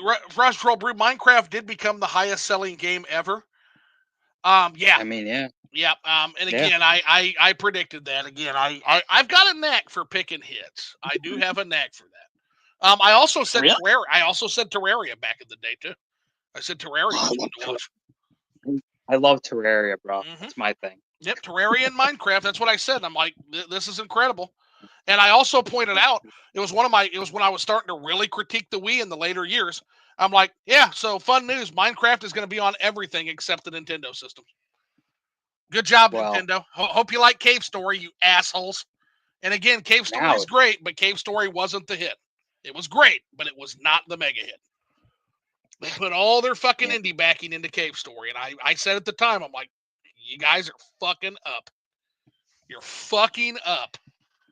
Terraria and Minecraft. Check out this bomber jacket. Is that the Mothra jacket? Yeah, that is. Oh my god, that is badass. Yeah. Shout out to my homegirl BB for getting me this for Christmas. It's double-sided too, so it has like a green, it's black got all the art. interior. Yeah. I'm so jealous, dude. I'm jealous. That's badass. Reverse it and wear it inside out, and it's a different color scheme with different artwork. It's Did you ever? cool, dude. Oh, that's so sick. Here, I'll change it. Did you ever? Oh, that's so crazy, dude. I got to get the tour shirt that they put on the store. That's awesome. So sick. That is so cool. That is really cool. I mean, I did say we were going to talk about Godzilla. There's no way it wasn't going to happen. Wow. Look at that. Oh, dude, that's sick. I got a full screen. Pretty amazing. That's amazing, dude. Oh, look at that. It looked like I don't even want to tell you what I thought that was. If you gotta get this jacket, get it, man. It's so good. Like you have the Shobijin in here. Like the girls. Oh, it's so cool. Totally. That's so cool. Offer coming out of her egg. That's wild. I love this jacket. It's like the whole. It's like the whole Mothra life cycle. Pretty much. Yeah. You got Mothra everywhere. Those movies are bangers too. Like, don't let anybody tell you that they're not. Those three Mothra movies, pretty good. Oh, the Rebirth of Mothra. Oh, yeah, those are good movies. Yeah, they're good films. Like I just recently, a couple months ago, I watched for the first time again. Watched not for the first time, for first time in a long time, but watched Godzilla and Biollante again. Oh, Chef's kiss. Fucking classic. God, it's so good. That's my favorite Chef's Kiss. Godzilla movie. Yep. Right. That's a good one. That's a super good one. Perfection. That's an upper like a S tier Godzilla film. Like if there's a tier list, it's up there. So Frost Troll Bruce says talking about the new PC graphics card sounds like a scam. Well, that's the neat part. It is. Frost Troll Bruce says PC is still good for modding old games and playing PC exclusives. Yeah, you like honestly, if you're not playing like the Vampire the Masquerade Bloodlines on PC, if you're not playing Deus Ex on PC, if you're not playing Morrowind on PC with the amazing modding communities that come with all that shit, you're making a mistake. So yeah, there's certain games that are just legendary. System Shock 2, fucking System Shock 2. Is that Space Godzilla? No, this is -1 Godzilla. That's -1 Godzilla. Yeah. I was thinking the blue spikes were, but yeah. Is that the Super 7 one? Yeah, this is the Super 7 charging this one Godzilla. That's awesome. I know they had something ready for a while, and a lot of people were complaining about it. I'm like, it's probably a great figure. Like, calm down. Yeah, it's fantastic, and you can actually the spines glow in the dark too. That's neat. Yes. You hit them with enough light, and his mouth. It's a beautiful figure. I don't have anything really on me. I have this from like a couple years ago at Comic-Con. They did Godzilla 1954, but they did it with the friggin' Oxygen Destroyer, and that was like the first time that they like ever did that, and it sold out. I had to back order it. That was Godzilla's popularity is at an all-time high, and I freaking love it. I told people years ago. Well, yeah, if you're sleeping on Godzilla, like you're missing an entire genre of pop culture, man. Like, don't sleep on Godzilla. It's weird, man. It's always been that thing that everybody kind of didn't understand or did sleep on it, and now we're all having like. Well, you had two amazing Shin Godzilla followed by Godzilla -1. How the fuck can you ignore it now? Yeah, now we're having like our moment, man. Like it's just like Toho is fucking bodying Hollywood by themselves. It's surreal, dude. It's surreal, and that's good. It's great. It's on me, bro. Yeah, I said the same thing. And then we'll see. Maybe they'll do something. I don't know. I need is Sony getting stake in Kadokawa? Because we need a Gamera reboot now. Speaking of Hollywood, I just have to say it, man. We lost David Lynch. Yeah. Couldn't go crazy. on podcast without saying we lost David Lynch, man. R.I.P. David Lynch was. I'm watching Twin Peaks: The Return again. I remember watching that and not knowing what the fuck to think the first time I watched The Return. I'm just like, what the fuck is this, right? And now I realized that that's exactly what David Lynch wanted, honestly. David Lynch didn't want to give us the answers. David Lynch didn't have any answers for us. One of my favorite quotes from David Lynch of all time, he was talking about one of the movies. I think it was Lost Highway. I think he was talking about. I hope I'm not misquoting this because it's very important. But he said Lost Highway, I think is what he said was his most spiritual film. It was one of his films he talked about was his most spiritual films. And the reporter's like, can you expand on that? Can you elaborate on that? And he's like, no, I will not. And that was the interview. It's so fucking great. But here's what I want people to know. So David Lynch was actually working on a new project with Aubrey Plaza. And I just want to point out that Netflix would not greenlight this. So keep in mind, Netflix, there's a fucking literal South Park joke about you can call up Netflix or like, hey, thanks for calling Netflix. Your show is greenlit.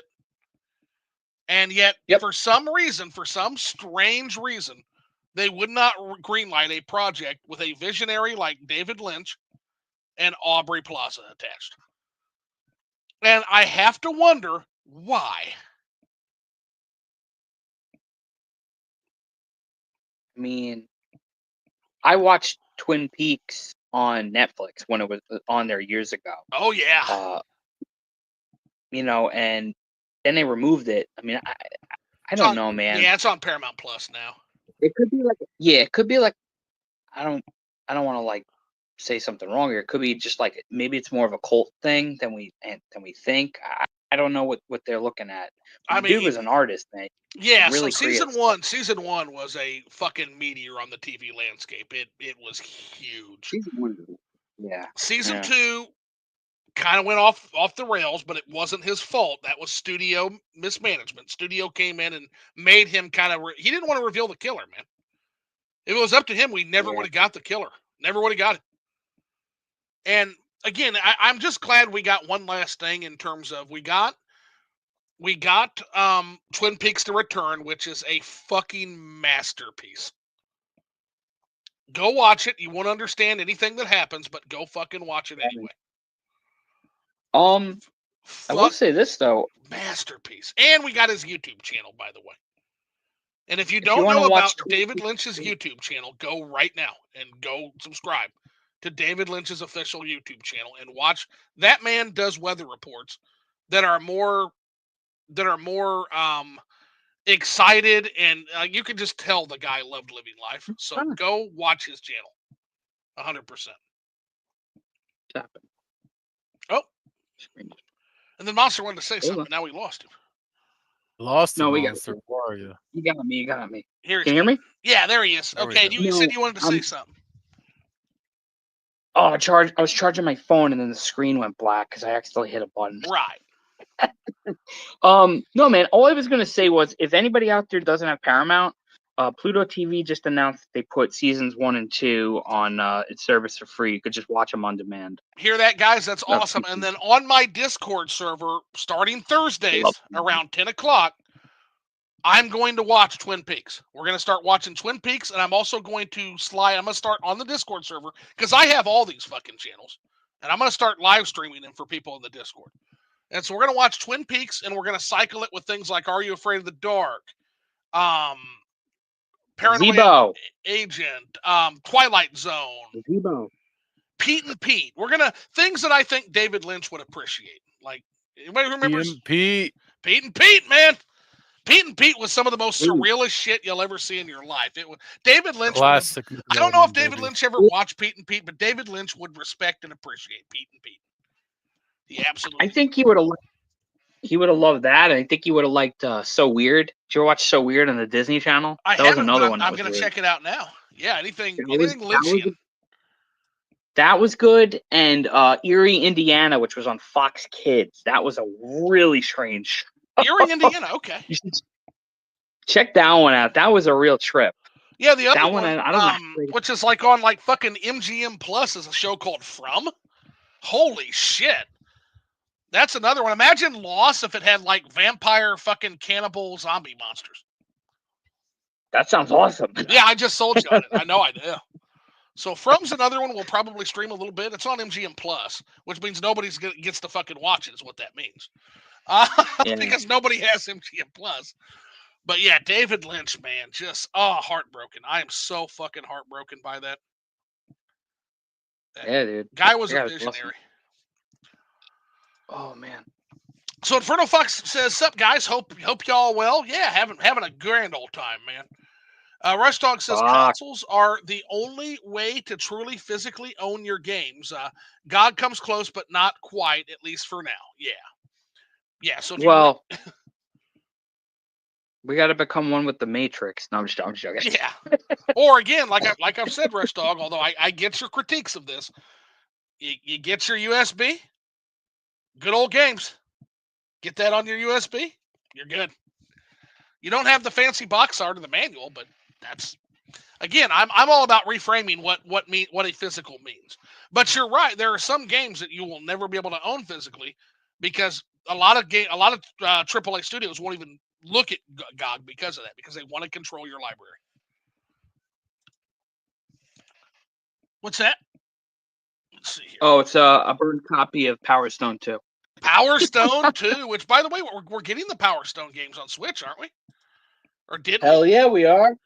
Hell yeah, awesome. We are. Yeah. This year. Well, so I could give you a little story about that. So okay. I years ago I bought my I'm pulling something out, don't worry. I bought my Dreamcast. I got a very good deal on it. I got that sports one. And I love it. It still runs. Jay speaks highly of that. The black one? Yeah, I love it. I just loved the way it looked. I was like, I'm not a sports guy, but I'm like, I'm gonna get this thing anyways. So I got a good deal on it, and then I was talking to some dude. He was selling Power Stone and Power Stone 2. He cut me a deal on Power Stone. I wrote him a little note, and he was like, you know what, dude, I'm gonna do you a solid. So literally in the package was my copy of Power Stone 1. It's complete. And then he just sent me this copy of Power Stone 2 Burn, and it worked. And I was like, dude, this guy's a legend. Whoever you are out there, you're a legend. That's awesome. That's super cool. Power Stone 2 is not a game. Legend, dude. Absolute legend. Love it when people do stuff.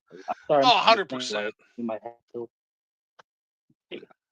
But yeah, man, Power Stone rules. I cannot wait for that collection, dude. I'm so excited. Oh my God. Let's see here. We got Sup Rush. Hey Fox. You good? Oh,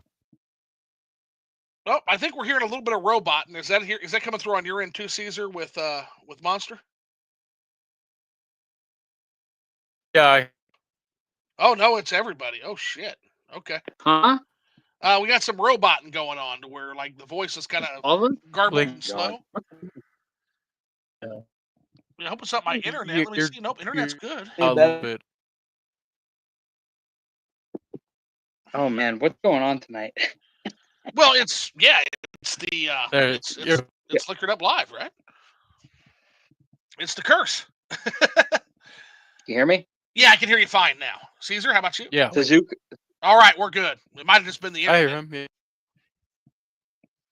All right. It's saying there you go. You loaded back in. I was like, yeah, there it is. So it says, "Welp, it's getting a bit late. It was good listening in. Gonna watch the VOD later. Thanks for coming in, Frost Troll Brew. I know we're about an hour behind on Super Chats, but if you hear this on the VOD, thanks, man. Gotta catch thanks, up. dude. It's a cool name, Frost Troll. Frost Troll Brew. That's Yeah, cool. yeah. He comes into my Morrowind stream sometime. He's a good guy. Yeah, Scorpio CesArcade says, have a good one, Frost. Thanks for stopping by. And says, sup, Furno. Rush Dog says, I remember DOS PC gaming. You had to have a certain amount of technical knowledge just to install and run a game. Consoles were infinitely simpler in comparison at that time. It was one of the draws, yeah. 100%. Some of those games are brutal. Holy crap. I had to fight the machine. Right. Elemental Hero, the Shadow Link Dragon W. What an amazing name. Says, yeah, but here's a problem. We still need physical media too because of problems with the digital media we've seen. Absolutely. Yeah, the moment we go all digital, we give them full control over our libraries, man. Do not do it. Resist. Yeah.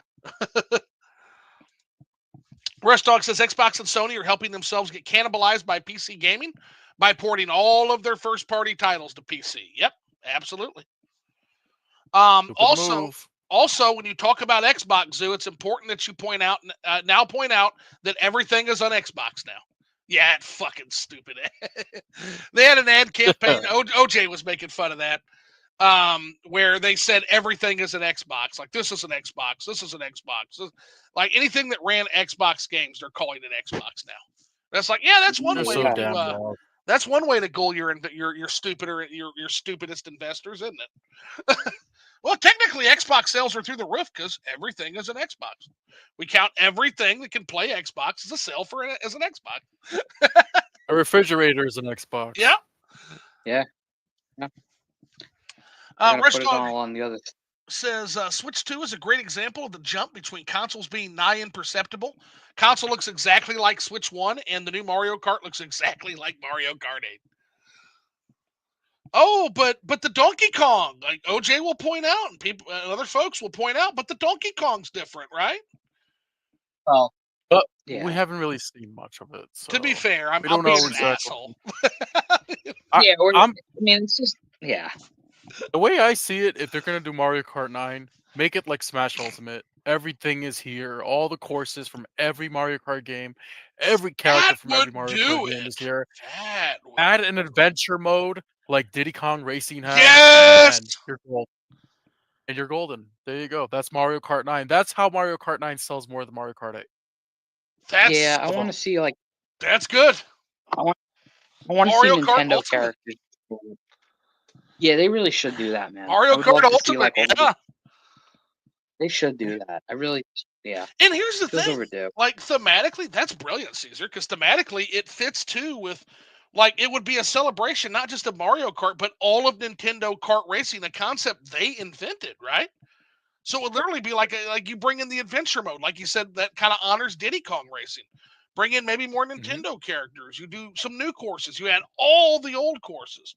It would be like a complete honoring of everything Mario Kart is, or kart racing is in general.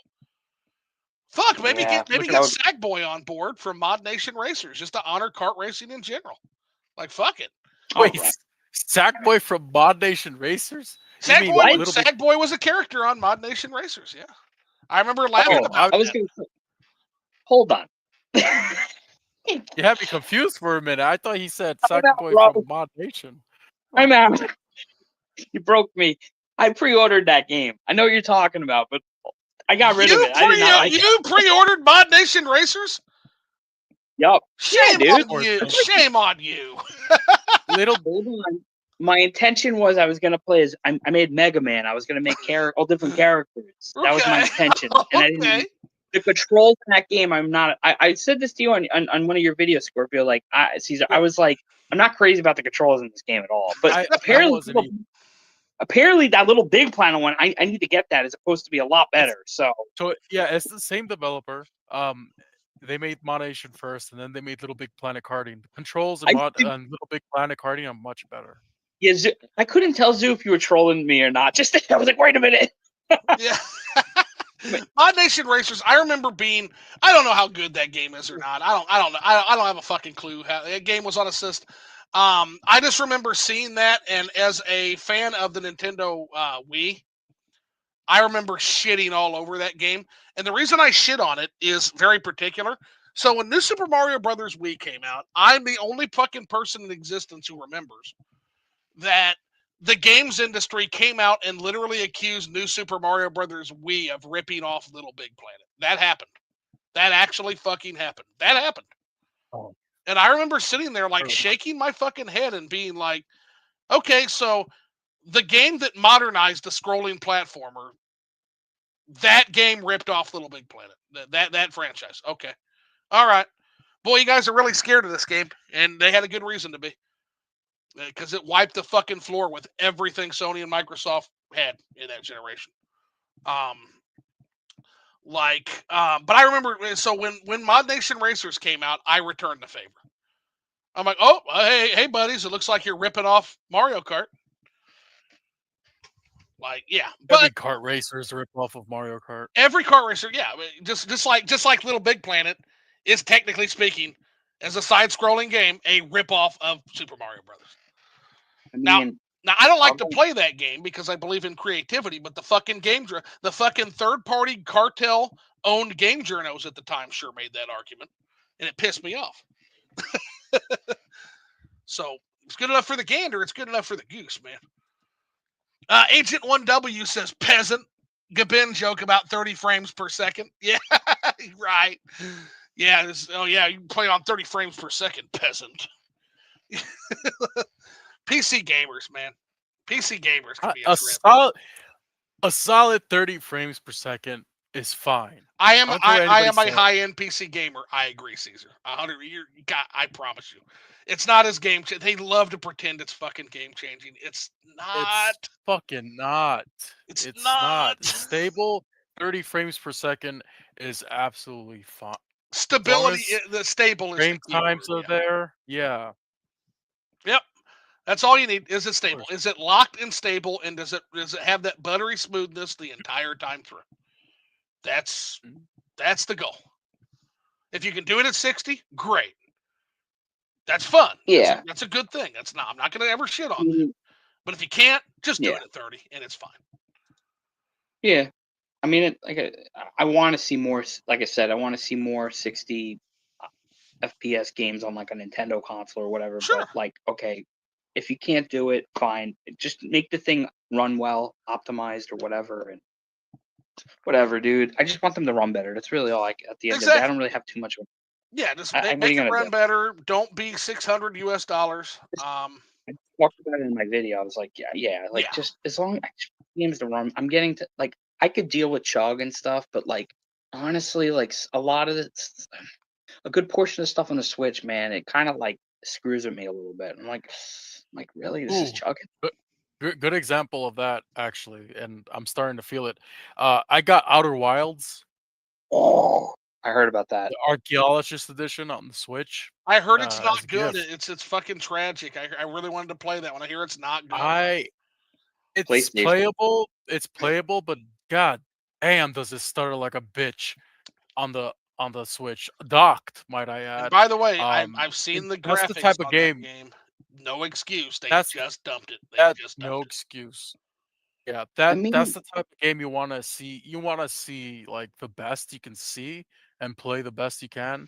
Well, I was to yeah. get it on PS5, honestly. So I'm probably so gonna buy it again just on PS5 because it's so good. Oh so my so god. here's the Outer tragic thing Wild. about that, right? Tragic thing about that is, yeah, there's no fucking excuse for that. That is lazy game development. But here's the other part of that. Mhm. You have to plan. You can't. There's no such thing as should. I always say that. There's no such thing as should. There is only what is. And so what that means is Nintendo can't operate from the perspective of, well, you should have optimized the game. They're not going to optimize the games anymore. They're too fucking lazy, they're too fucking greedy, and they're too fucking stupid.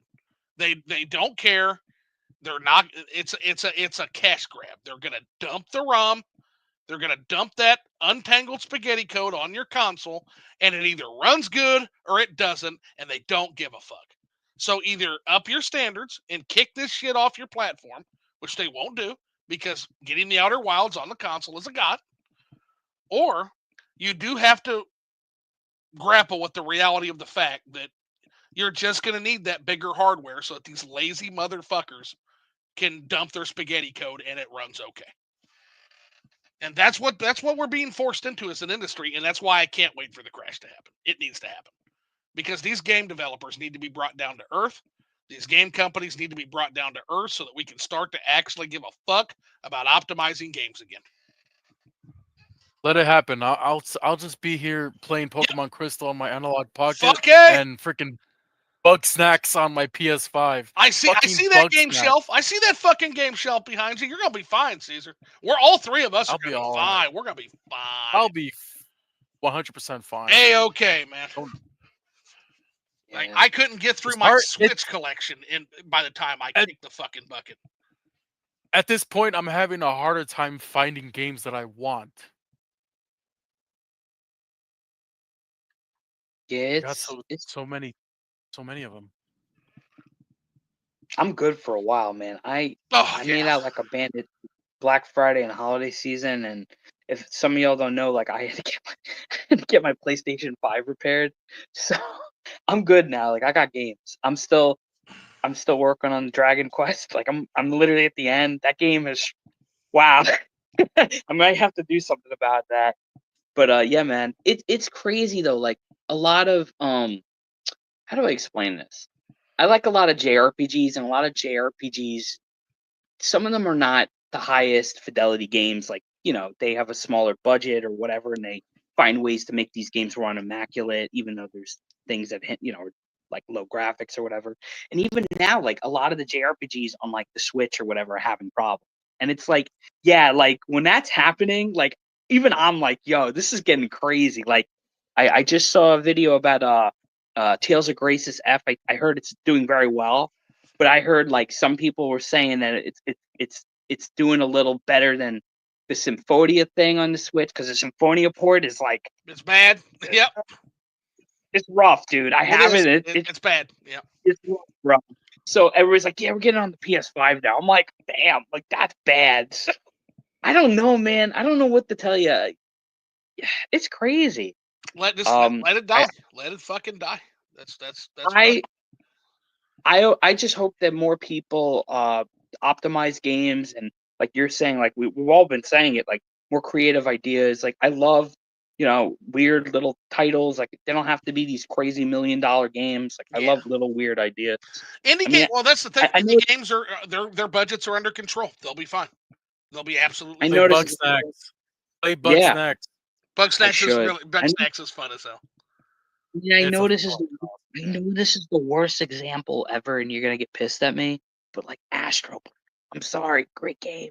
Astrobot, It's like fucking ain't game. nobody That's getting a pissed great about that. example. Ain't nobody getting it's pissed a at that. great, it's a great game and it won Game of the Year. It's so damn My good, understanding and is it doesn't. it deserved deserved to. Yeah, that's my understanding. I It looked at the doesn't rest of those games. even. I'm like, no, yeah, it looks like it's Astrobot's year. I said that to a buddy.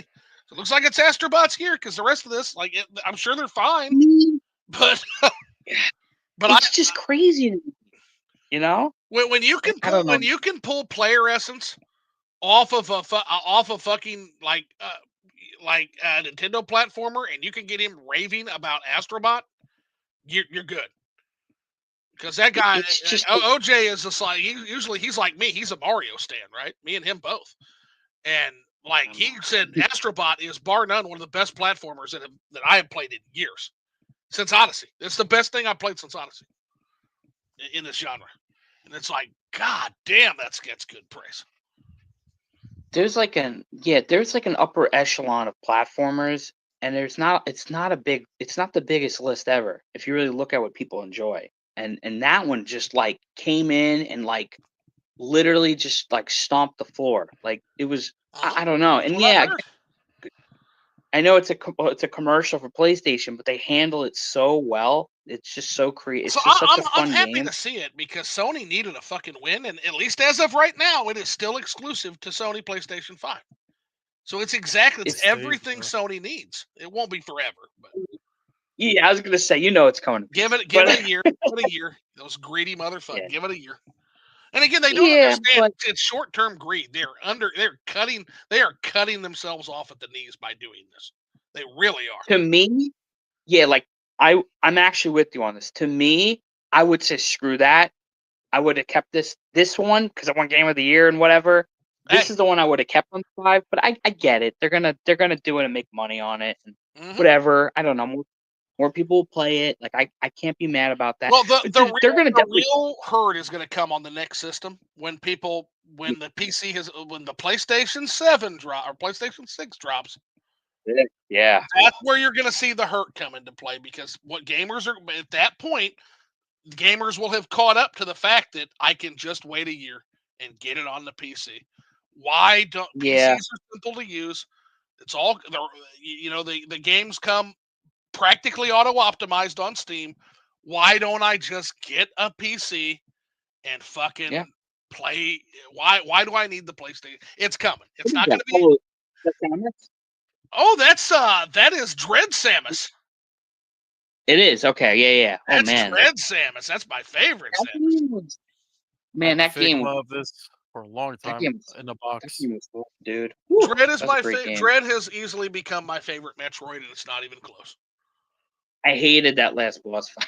That last boss I fight love will that. beat your ass. She will beat the brakes off yeah. you. That was Ravenbeak will beast. beat you as hard as the salty Futtox beat my character. Yeah, that fight was. Yeah, I'm not even going there. Oh my god, that was crazy. So for the chat, the chat doesn't know, I'm gonna go ahead and give you a commercial for my fucking Morrowind streams, okay? So I get to Old Ebonheart City. So it's my first time on the mainland. Caius, I work for the Blades, which is the Imperial Intelligence Service. Caius says, okay, I've got your reports. Get out of here. Go do some freelance adventuring, take a vacation, go take a shit, whatever you gotta do. I'm reading the chat. Get out of here and go let me read and have a vacation. So the chat shows Old Ebonheart, okay? Chat shows Old Ebonheart. And so we went to Old Ebonheart and I read the guide to Ebonheart and it's like, oh, the cheapest place is the Salty Futtox Hotel. Go to the Salty Futtox for a cheap hotel room. I go in there. Immediately I go to the counter. I get my room paid for. It's 10 gold. It's cheap. And immediately the guy next to me is like, you want to fight? You better get out of here. I'm going to beat your ass. And I'm just like, dude, I'm not looking for trouble. I'm going upstairs to go get my fucking room for the night. Fuck off. Like, I'm not going to fight you. He's like, yeah, you better get walking. You better keep walking. And so then I try to go upstairs and the guy's like, hey, you want to play a game of 9 holes? I'm like, yeah, let's play a game of 9 holes. Sounds good. So I start the 9 holes game. It's like tic-tac-toe, except more complicated and fun. And we bet 50 gold, 50 septims on it, and I start to play 9 holes. I try to make my move, and because there's a candle there, I accidentally grab the candle instead. So in the headcanon, what I said is I couldn't. The lighting is atrocious, so I grabbed a candle to try to make my good move and make sure I'm putting my peg in the right place. The entire bar like fucking bum rushes me with fists and axe raised and starts to beat the fucking brakes off my character. So I barely make it out with my life. I had 1 health by the time of this. I got the candle like still with me because I'm just trying to get the fuck out of there. So now I'm outside. Everybody in the fucking hotel wants to kill me. I'm outside. I've got a 2 gold bounty on my head for stealing the candle. So they reported me for stealing the fucking candle. Oh, I go turn myself in, give the candle back, pay my 2 gold fine in compensation to the salty futtocks. Even though I didn't steal nothing, I was just trying to play 9 holes. I go back into the salty futtocks because I've already paid for the fucking room. All these grinning idiots are just like standing there, going back to their place and like laughing about how I got fucked, basically. I go back upstairs. I open my room. There's a fucking dead body on the floor of my room. There's a fucking dead man on the floor of my hotel room. I was legit crying. I was like, "This is like you should clip that and just put that on your page." Like, That's that gonna is be amazing. that's the channel trailer, yeah. That whole segment. So, Amazing. Like at this point, I am upset to say the least. I go downstairs to talk to the guy, and I tell him about it. And he's like, "Oh, there's a body in your room? Oh, yeah, I figured I forgot he didn't check out. Well, I'll get it taken care of. We'll go dump it somewhere." I'm like, "No, dude. Like, you need to compensate me. I'm not sleeping in a fucking room with a dead. Yeah, we'll get it in the morning, basically." I'm like, "No, dude, you're gonna give me my money back." He's like, "I'm not giving your money back." I'm like, "Give me my fucking money back, or I'll go tell the guards." He goes, "No, I'm not giving you your money back. Not giving you your money back. We're gonna the guards won't give a fuck, right? Guards won't care." I leave with my head down, my pride shattered, and I go and I get another hotel room across town at the Moth and Tiger. Or no, the Empress Catariah is where I checked into. But yeah, like that whole story is something that happened just live on stream. And yeah, I've never like that's the kind of emergent gameplay I'm talking about that I want more games to be able to do.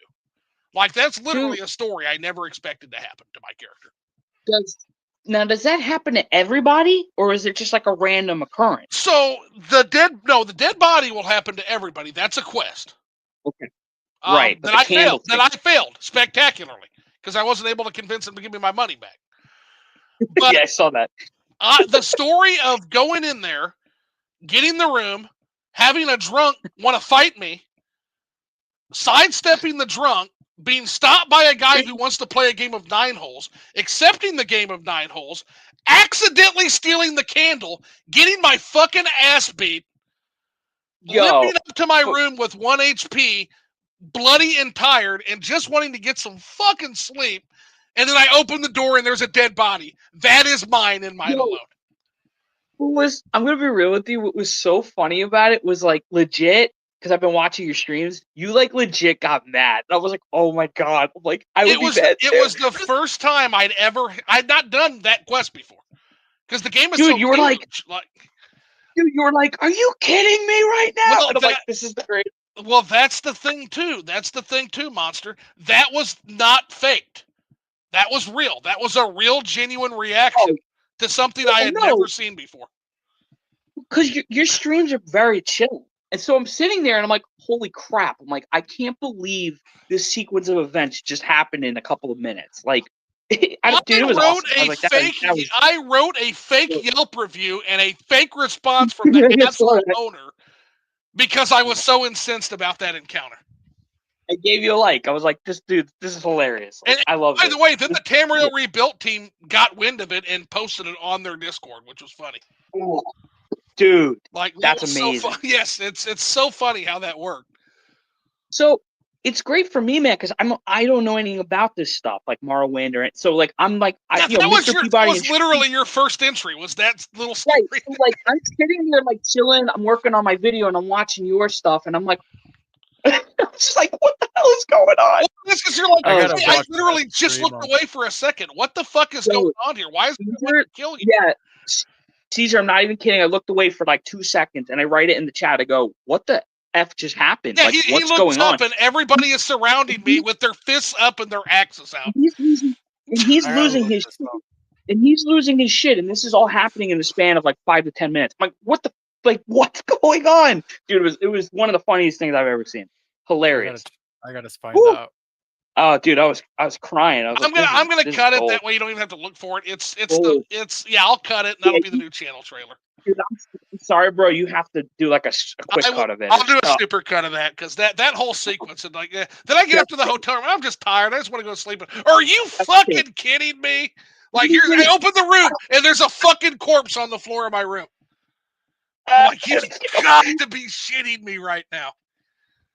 It looks like a gnome from like World of Warcraft. I or have something. 1 Like, HP. I just want to sleep, man. I just and want then to. we're all, I want to sleep then my beating off.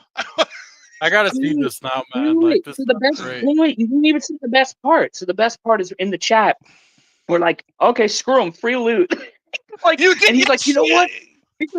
He's like, you know what? I'm gonna take his, what was it, his diary? I'm gonna take his diary and read it.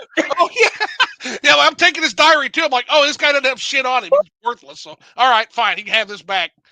Like I was just so Dude. frustrated. Actually, you know what? I think I'm gonna pull it up. I think I've got it on stream. 10 out of 10. That was literally, bro. That was literally a 10 out of 10 moment for you because it was genuine. It was just organic. Let me like get that pulled up. I'll show Caesar right now. We'll just show everybody I'll- right now. I gotta see it.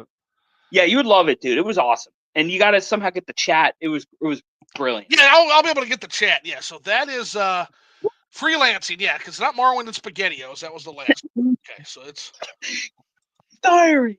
You were like, ugh. Yeah, it's not a long sequence. So yeah, it's just entering the salty buttocks Woo.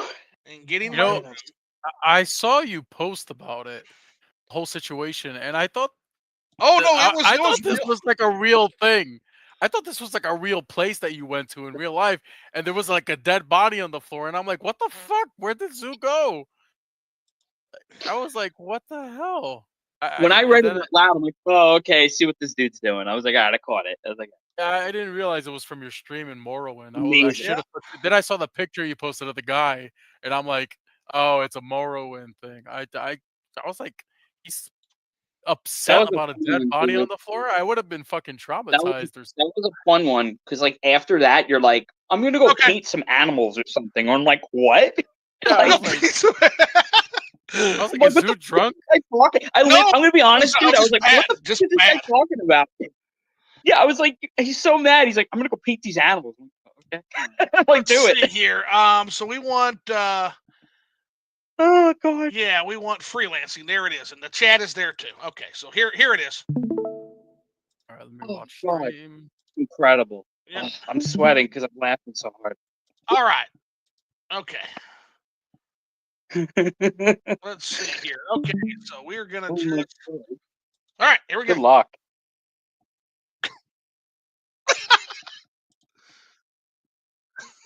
I'll mute my mic.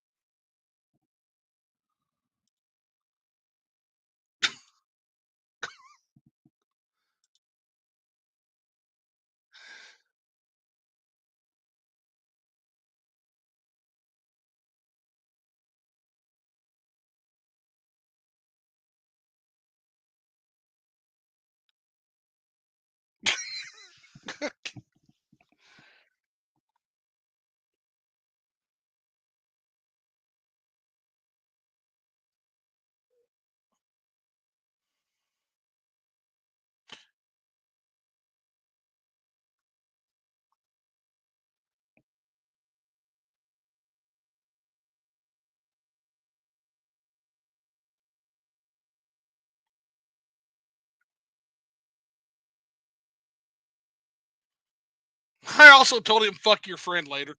Also, fuck your friend. I'm not helping you.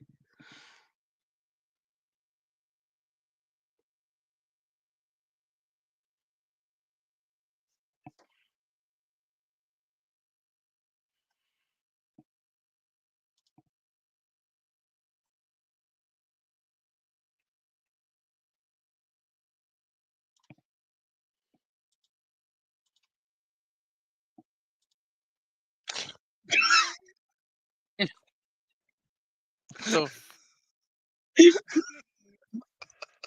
he gets like It's red. do? What did you do? What did you do? Ugh. Jesus.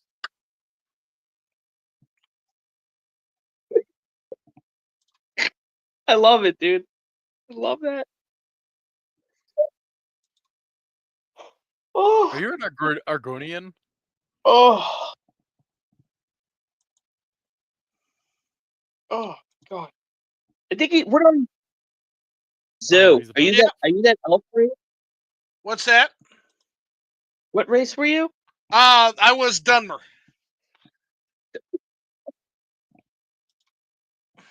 Oh my God. You're like 1 HP left. Yeah, dude. Yeah, he literally has 1 HP by the end of the whole thing. Beat my ass, I'm telling man. you, man. Dude, it's like a sequence of just amazing things Yeah, that happen it's in like the span of Fucking 10 minutes. candlestick. Jesus.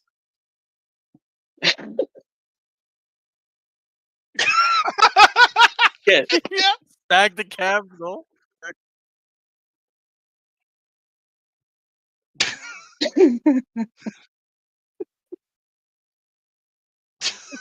It's No. Here it comes. Beating off.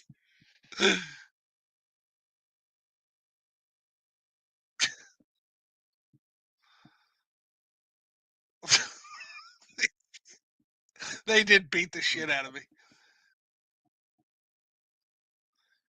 Yeah, you got fucked up. Yeah. Pumpkin head.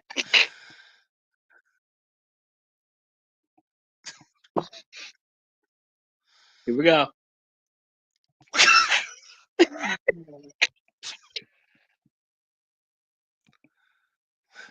Dude, you gotta jump to the room. Oh my God. Oh my God. So fun. It's coming right now. Oh, is it? Okay. Yeah. Oh my God. Yeah, he also took all my Dwimmer stuff since it's illegal. I forgot about that. Oh, he wiped you out.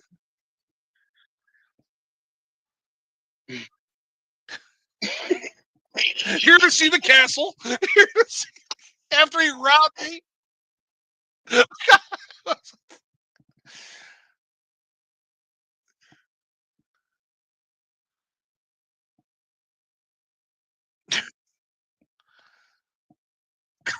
Again.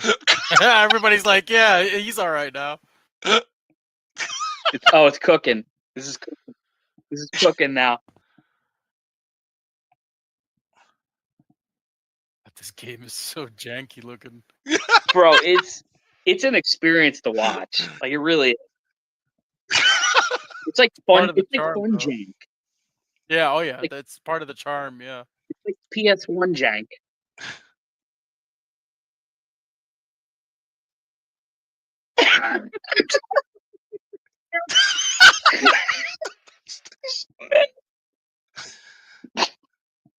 Buddies. Just like Dude, you walk were on like top of their heads. so you were like legit heated too. I was a mustache bitch. This is where I tell him, fuck your friend. I'm not ever helping you now. I'm never doing your quest.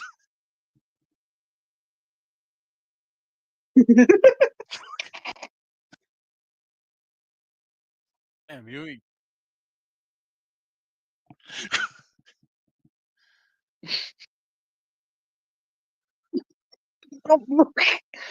Oh my God.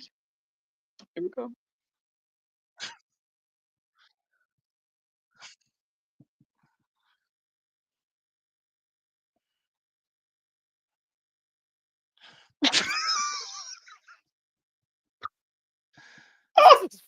Dead, man. Oh my God.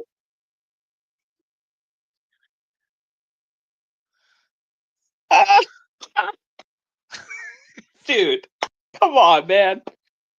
Woo.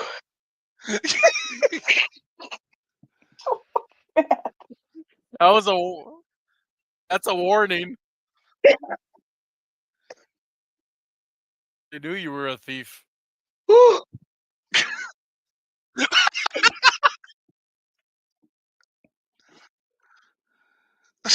Oh my god, dude. This is crazy to watch.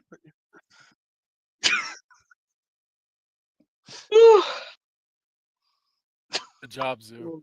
Good job, Zoo.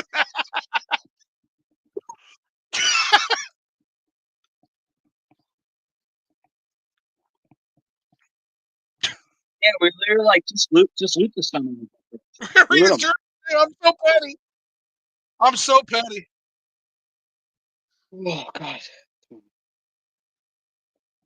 Have it back. Have it back.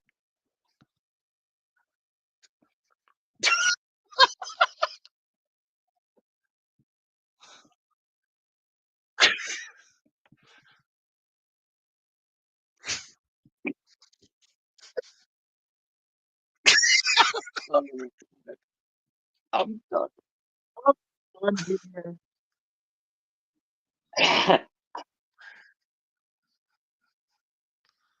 Oh. Whew.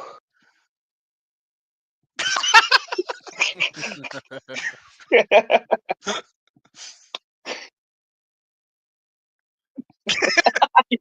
Oh, yeah, Anthony, you can move.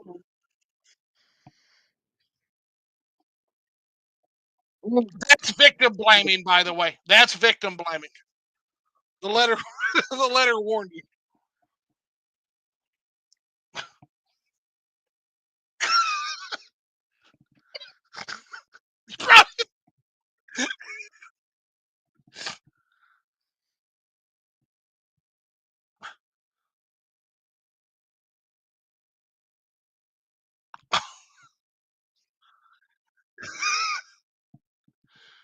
Yo, he like that guy was a savage. Though. Dude, yeah, he did not care. He did not give a fuck. He didn't. Dude, said he the didn't room give was booked.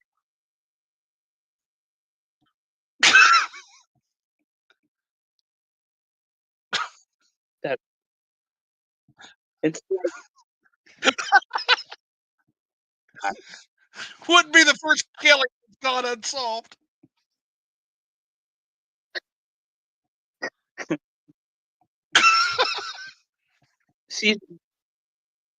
Caesar, the best part of this is like all the characters are voiced with AI, so it's all these like crappy voices. Yes. I can tell. It's fucking horrible.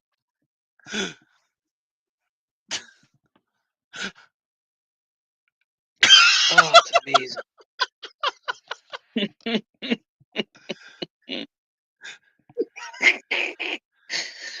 Whew. All right. Oh my god. Oh my god. I just look down at my feet and leave. 0-star Yelp review. Yeah, Zero stars. yeah. Fuck yeah, we're telling. Fuck that guy.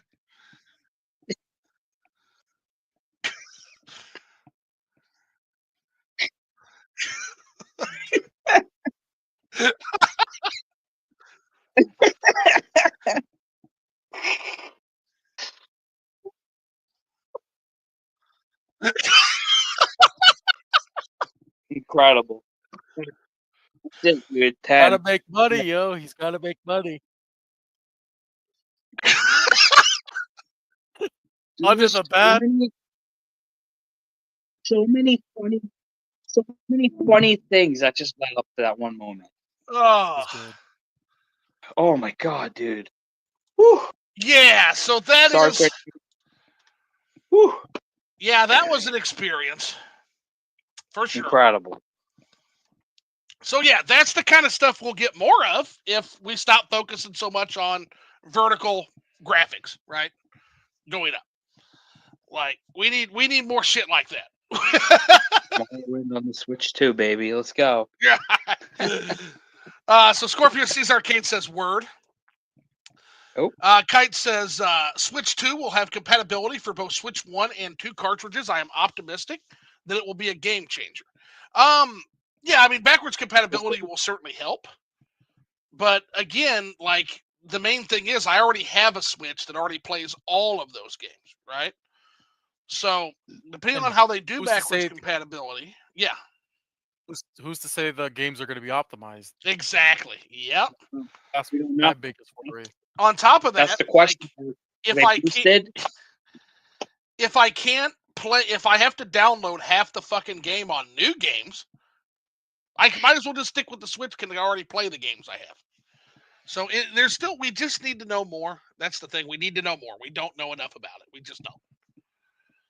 So, April, baby. yeah, Scorpio CesArcade says, sure, it can look better, but does it need to? And the answer is no, and the answer's been no for 2 generations. True. So, Yeah, for the most part. Rushdog says, for weirdos like me who own over 100 Switch games, the biggest selling point for Switch 2 is the potential for a better way to play Switch 1 games. Faster load times, better screen, longer battery life. Yeah.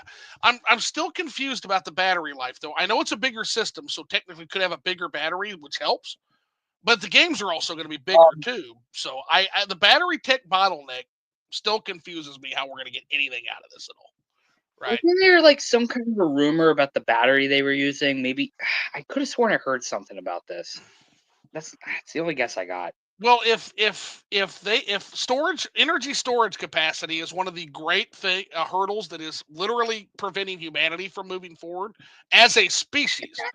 So if Nintendo has some super mega graphene battery that they would like to share, so we can, video games are great. That's awesome that you have that, Nintendo, if you do have that. But I sure would like to see you maybe share that with, I don't know, the people trying to crack nuclear fucking fusion. Might be helpful. Dude. Maybe video games will be the salvation of humankind. Who knows? Maybe Nintendo has cracked Hopefully. battery tech bottleneck, and all of a sudden we will enter a new golden age. I need the 3DS battery back. 3DS. That's what I need. Yeah, what did that 6 thing hours? do? 6, geez, 7? That's 6 to 7? That's Something. wild. That's wild Yeah, for a portable. That's good. Yeah, I'll take. What? Yeah. It kept its charge as well if you didn't use it. I think it was that or the Game Boy Advance SP. Those batteries were like legendary. Yeah. I charged it once and like I went back to it 3 years later and it was still charged. Yep. That's insane. Nintendo, there's something, dude, I don't know. They're sorcerers. They are. They are for sure. Rush Dog says next level games, a great Canadian studio. Yeah. That was for Mario for the Luigi's Mansion 3, which absolutely. Rush Dog says the trailer had more views than the PlayStation 5 reveal trailer over the same time period. I'll have a big launch here from enthusiasts alone. Oh yeah, 100%. Everything sells out when it first comes out because the enthusiasts have to be sated. Then once the enthusiasts get everything, at that point, that's when you start to see the real demand. That's why I don't say the enthusiasts are the real demand, because the enthusiasts are they're built in. They already know they're getting those people. So what's important is what the mass market does with it. Summer is a bad time to launch a console. Normies don't care about video games during the summer. Too busy enjoying the outdoors and vacation. Yeah. I do not. I don't know if I agree with that.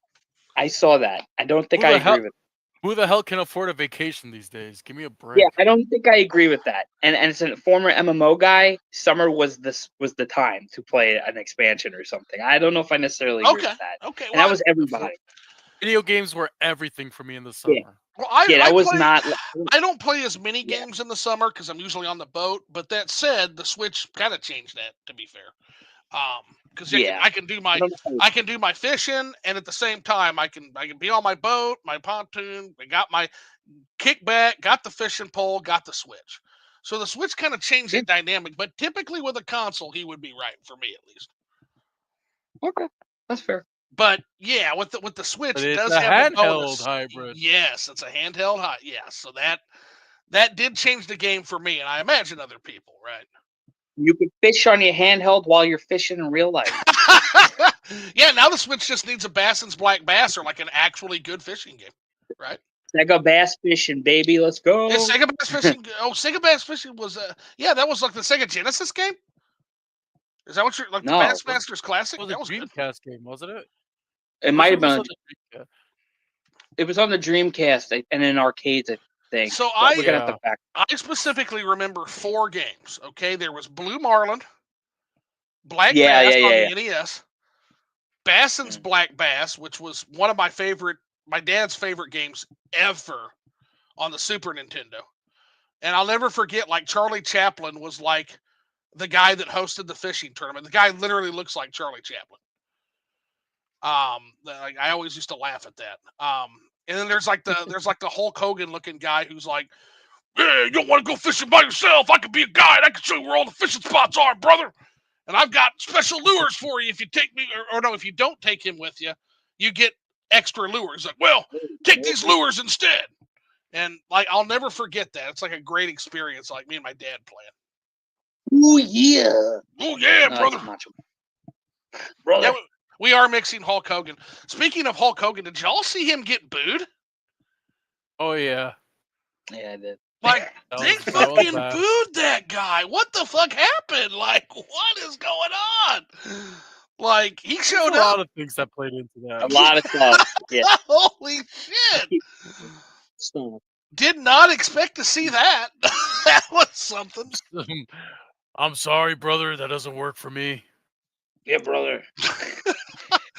Well, no, I'll don't tell know. you, Hulk Hogan's so arrogant. He probably turned to Jimmy Hart, and is like, "Man, they really don't like you, brother." Apparently, that's what he said. Yeah. Is that true? Oh, I made that up. Oh my god. Yeah. Apparently, when he went in gorilla position, he told Jimmy Hart he added a lot of heat on him. Jimmy Hart's awesome. Like, I love Jimmy Hart. Jimmy Hart's the real. Yeah. Oh wow, that is a very Hulk Hogan move. That is pure Hulk Hogan. It seems on brand for Terry. Oh, that's good stuff. Yeah, that guy Seems on brand. Seems on brand, brother. I don't. It's on brand, brother. The thing I noticed, and again, we have to, anytime Hulk Hogan comes up, we gotta touch on Hulk Hogan because Caesar gave us an incredible Hulk Hogan impression. That was always that's a standout, man. He did good. I did Hollywood, but you didn't get to see that one. Oh, Hollywood Hogan. But don't worry, you'll see it eventually. Oh God. That's good. That's good. If I don't get love- booed out of the building first. The thing I noticed from this new Mario Kart, looks like the graphics and more were updated. That's the Elemental Hero, the Shadow Link Dragon W. Disagree. That I could not. What a name. That's an amazing Shadow. But I disagree. Hard disagree. The only thing I noticed is that Donkey Kong has darker fur and looks like the arcade game Donkey Kong now. So it's a deep cut. And then also I will give you this. The road looks much bigger. There's like 3 times the roadway there, which leads me to believe that we're going to be getting lots more players because those are big. They're like over twice the size of your normal Mario Kart courses. It's like 24, I think. It's crazy. I saw 24. Okay, yeah, the 24 that's impressive, but I don't know that that's much of a selling point, to be honest. I think 8 is pretty good. Like, what's the max in 8? I think it's 8. What is the max? Maybe 12, but I think it's at least 8. Doesn't matter because fucking cheating ass Donkey Kong's gonna win half the races anyway if you have the AI high enough. I fucking hated Donkey Kong and Mario Kart 64. Dude, that guy's such a bitch. He cheats, like just like in Mario Party. It was Yoshi, right? Fucking Yoshi was a bitch ass. It didn't matter. It didn't matter what you did. If you had Yoshi on that board and he's controlled by the computer, Yoshi will always win in Mario Party. So do we all think we're getting a Donkey Kong game? Like we're definitely getting something because it's looking like it's lining up that way. So soon after Returns HD, I don't know. Yeah. Maybe after maybe another year because you have the redesign now. You have the theme park. You got there's all these rumors that he's getting a movie now. Like all this stuff's popping up. We need a Donkey Kong movie. I would love that. Yeah, it's probably gonna happen, right? I could see him doing a movie. I would imagine, yeah. Yeah. Or at least an animated show, like an animated series on Netflix or something. Yeah, like they did Knuckles that way, and apparently it was really good. I haven't watched it yet, but apparently the Knuckles show was good. I heard there's like nobody in it though. I did hear it's good. I want to see it. I heard it's good, and I got Paramount Plus now for Twin Peaks, so I might as well check Knuckles out. It's not going to top Knuckles Mania, starring Knuckles though. But I'm so fascinated by this redesign. I love when companies do this because like it's the speculation of that is fun to me from like an artistic standpoint. Oh yeah, It's they've been trying to stray away from the rare look for a while, I think. Right, but then the theme park is all like, do you know what I'm saying? Like it's all rare. it is. It's the problem. It's like it's so hard to go back, but Right. they So have something they could reference to go back to. it's you know? crazy. That's a ballsy move of them to do that. That was pretty ballsy. That's the old school. That's like the arcade machine side of the arcade machine. Donkey Kong is what that is. Who's to say it's not an alternate skin or alternate version of Right. Donkey Kong? Yeah, we're not a lot. sure. Yeah, Especially if this is going to be like Mario Kart Ultimate. He keeps. Let's see here. Engraved Ring of Healing says Game Freak doesn't need hardware. They can render 2D Pokemon forever. Haha. Yeah, that's what they. Dude, you've already heard my take in the game. I know a lot about the Game Freak thing, and I can assure you they need to focus on what they're doing, and I feel bad for a lot of them. Yeah. And I feel bad for them, dude, because they're in a really strange position.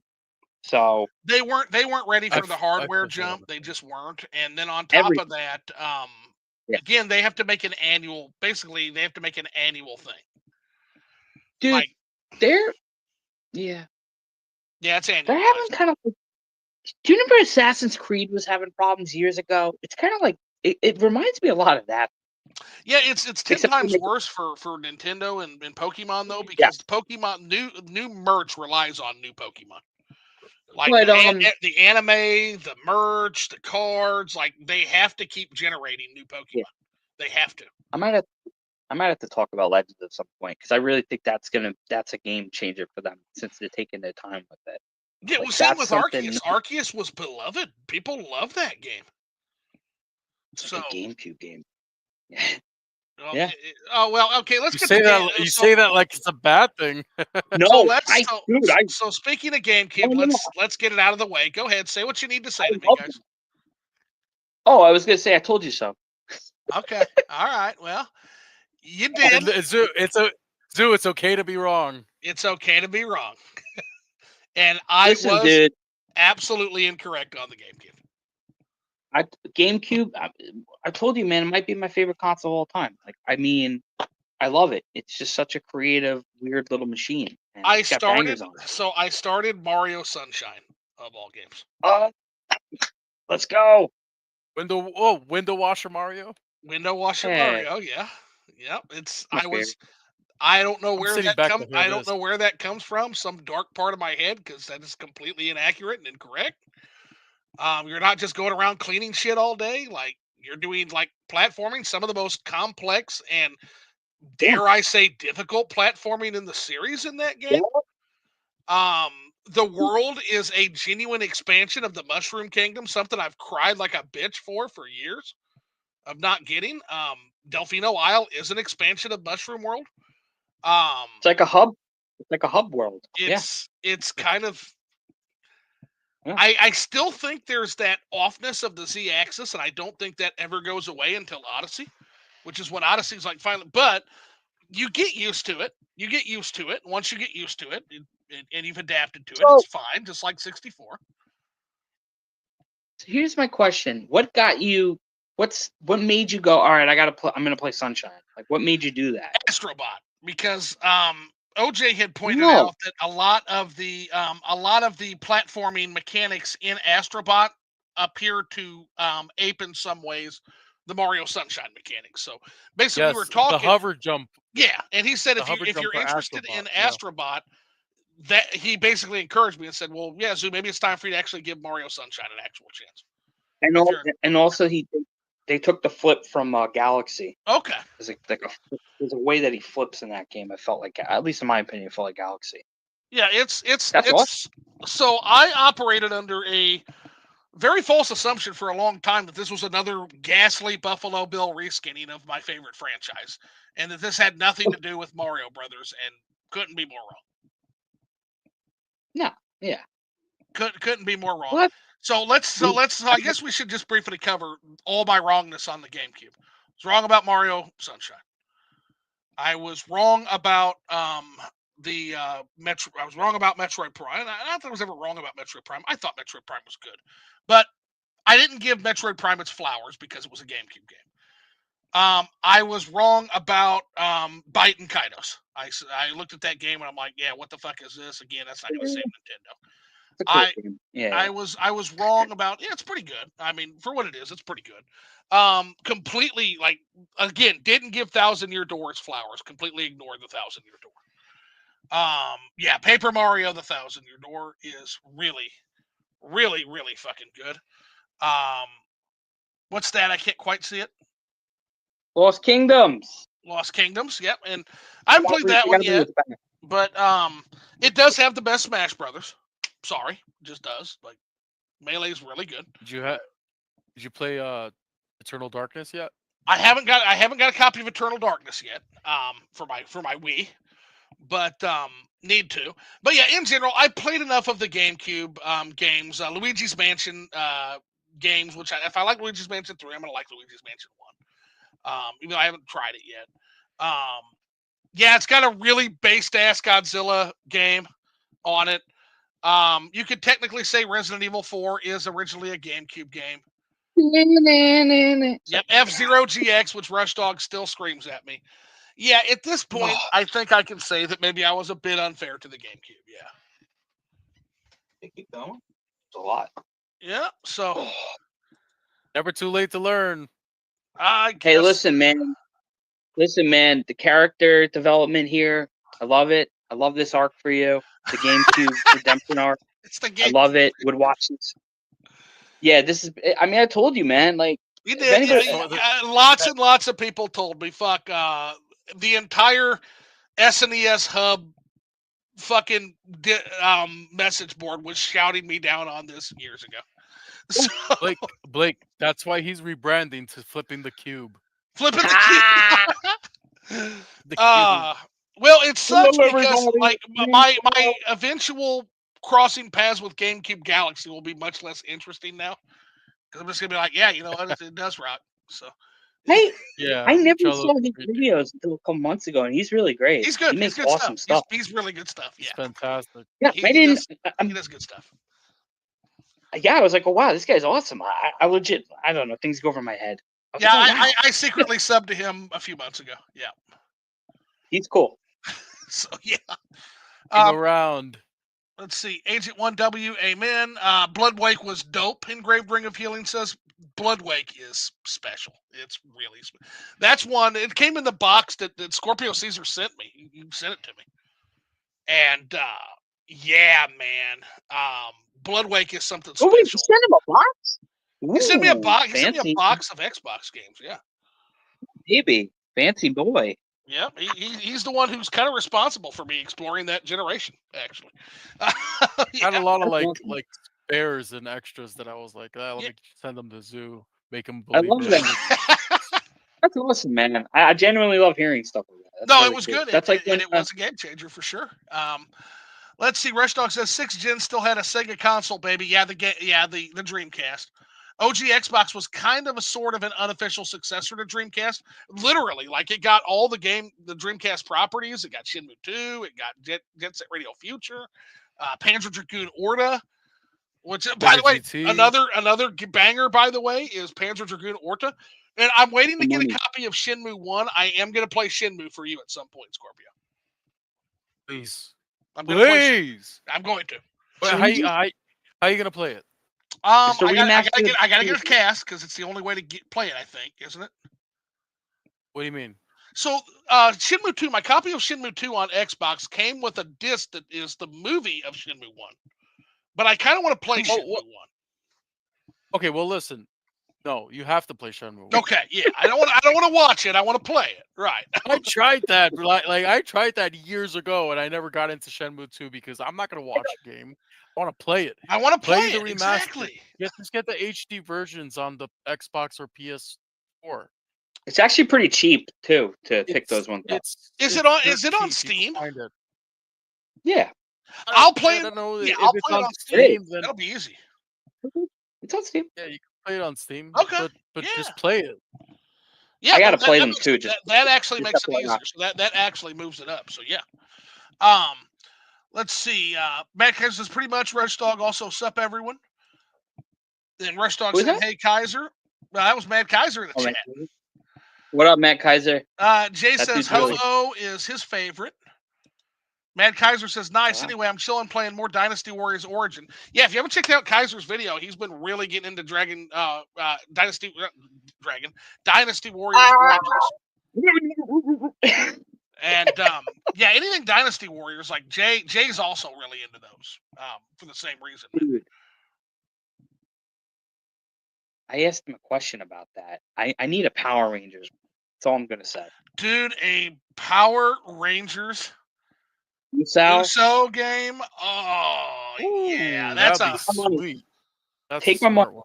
somebody Take my money. fucking do that. No money.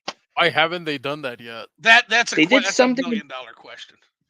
They did something in Japan with Kamen Rider, I think, but I don't know, man. God, it works. That would get You have putties, and then you have the monsters. Yeah. It can be like the field bosses or whatever, the field generals. And then for your bosses, you have like the Goldars and shit. Like, yeah, Oh, well, it's Super Sentai, so I mean, anything. Could be anything. He's right. you gotta understand too. Power Rangers over in this now, it's like nobody wants that IP. I think they sold it. Hasbro, I think, sold it to somebody. Playmates. They sold it to Playmates, yeah. And I don't even know if there's a new series coming up. I think they're done for now. Unfortunately, it's like Power Rangers is not in a good state of right now. We got that recent game that came out, Rita's Revenge or something like that. I'm looking forward to playing that when it comes out physically. it But looks really good. Same. Yeah. yeah, Same. you notice how Power Rangers games never have like a big budget. They don't. Yeah. Yeah, it kind of matches the show in that way, right? Yeah, Yeah, pretty much. they're very stuck in the first season or so of that show, and it's unfortunate because some of the best, for the American season, some of the best stuff in Power Rangers comes in later on, especially Mhm. nearing the end of a lot of the original crew's work. Oh man, like In Space is my favorite. I always talk about, but watch that season and tell me they didn't go big dick in that season, unbelievable season.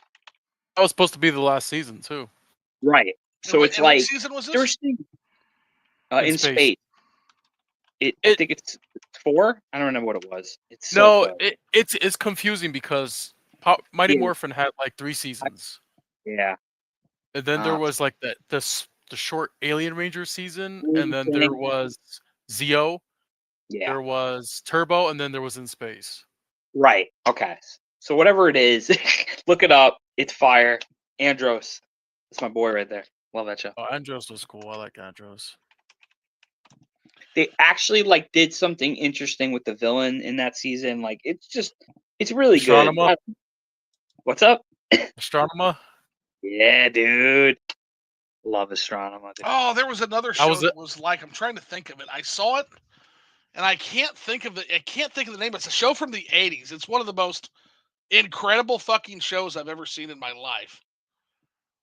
I will have to try and find it, but I can't think of the name. I'm too drunk. But it is the most shitty budgeted show in the world, and it's got this kid who's like a laser tag champion, and he gets warped onto a spaceship with some aliens, and they have to fight this basically this Nazi guy who wants to get the power of the universe or something, and it's incredible. It is such a fun, entertaining watch. It's like gourmet garbage, kind of like Riverdale, but it's from the 80s, and it's Power Rangers-esque, and it's really good, and I can't for the life of me remember it because I'm too fucking drunk. Oh my god. I'll post it in the Discord if I manage to dig it out of my video library.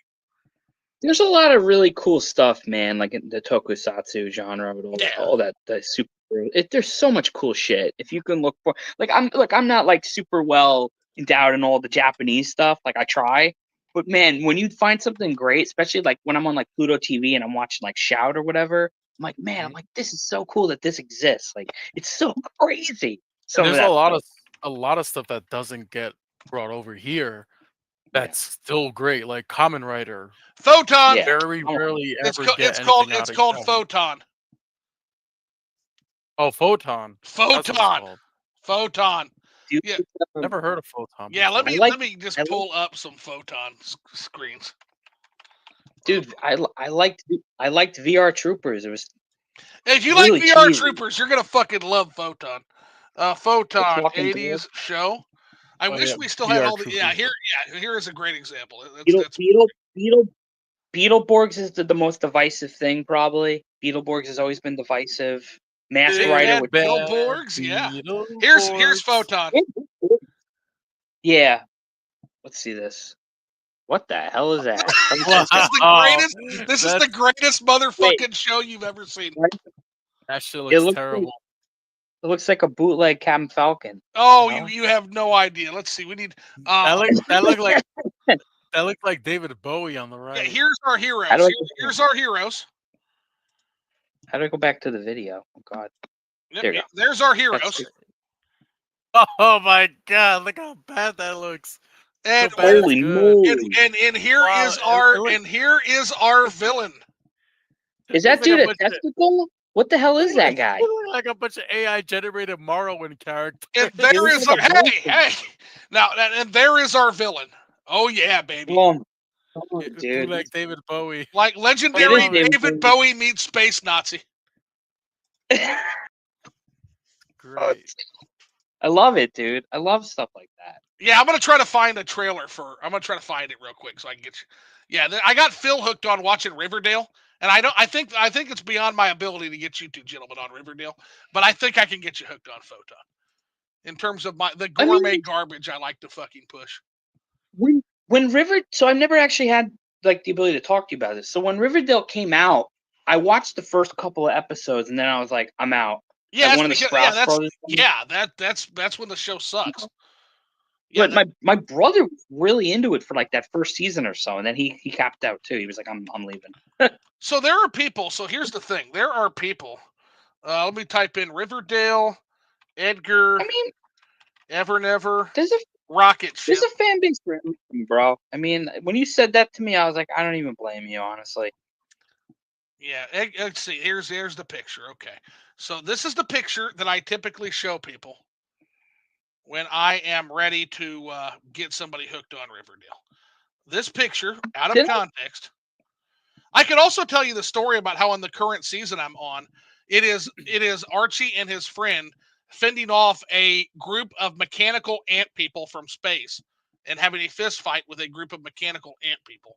But that's neither here nor there. That's a cool concept. I've never heard of this show before, but it's based off the Archie comics and Archie characters. Very loosely. Still interesting an idea because those Archie comics are like classics. You know what's weird? Zoo, I don't think I said this to you. When I used to go to like when I was very young and I went to my first like comic book and anime conventions, they used to have Archie panels. Like they would literally have these dudes in like their 50s who write Archie just doing panels with a small group of nerds. And it was the most surreal thing to see. But like I said, there's a fan base for everything, dude. Betty and Veronica was like very successful by itself. Like it's wild. Trying to find the best picture of this real quick, but yeah, no, it's an incredible show. It is truly gourmet garbage, is what I like to consider it. Garbage. It's gourmet garbage. So yeah, so the way I like to explain it is, you know, there's a concept I would like to call the mediocre valley. Okay, so you picture a U. Okay, just picture a U or a V. Okay. On the left end of the spectrum, you have the things that are both quality and entertaining. So think your Cowboy Bebops, right? To the right at the top of the V, you have things that are not quality but also highly entertaining, and in the bottom you have the mediocre valley. And this thing is to the right segment of the V more than any show I have ever watched in my life. Look at that image. Feast your eyes on that image, okay? Now, I'm going to explain it as follows, okay? This is the leader of an organ harvesting cult who Betty with a pistol has cornered on the roof of his cult compound where he has built a rocket ship that he is using to escape the FBI. The hell? Look at that image. That's amazing. Just look at that image. There are people that actually think that Riverdale season 1 was good and everything that came after is terrible. And I'm sorry, if you believe that, you're just not that fun at parties and I can't be friends with you. Here's my question for you. So it starts off. Does it start off like the comics, like just high Yes. school like drama, Yes, it starts and then it gets off. weird? Yeah, it starts off there. And Right. it ends literally with where I last checked off, and I'm not going to spoil it past this because there's more insanity to come that's even crazier. There is they meet the devil. His name is Lucifer, and he's the literal devil. And then they defeat him by spiking his milkshake with the tears of the Virgin Mary. Can you post a picture of this devil? Lucifer, Does it look like a devil? No, his name is Is Lucifer. it a guy? It's just a guy, and his name is Lucifer. Give me 1 second here. Yeah, here is Lucifer. Like he's not like Mephisto from Marvel, who's like an actual like devil, right? Like, he's just a guy, but he is also the devil, and he comes from an alternate version of Riverdale called Rivervale, which is Riverdale except darker. So this happened now. Rivervale came into play. Rivervale came into play because, or not Riverdale, Rivervale came into play. Okay. Because Archie, after having a fist fight with Hiram Lodge and his thugs in a parking lot and banishing Hiram Lodge from the town, which is Veronica's dad, he leaves town, but driving away, he's got this big shit-eating grin on his face because he has left a time bomb. Like, literally imagine a time bomb from Looney Tunes. He left the time bomb under Archie's bed. And so while him and his girlfriend are having sex, they hear the ticking time bomb. And so then he reaches under and tries to disarm the time bomb, but the time bomb goes off, but it doesn't kill them. Instead, it rips a hole in the space-time continuum, letting things from Rivervale leak through and also giving Archie and his friends superpowers.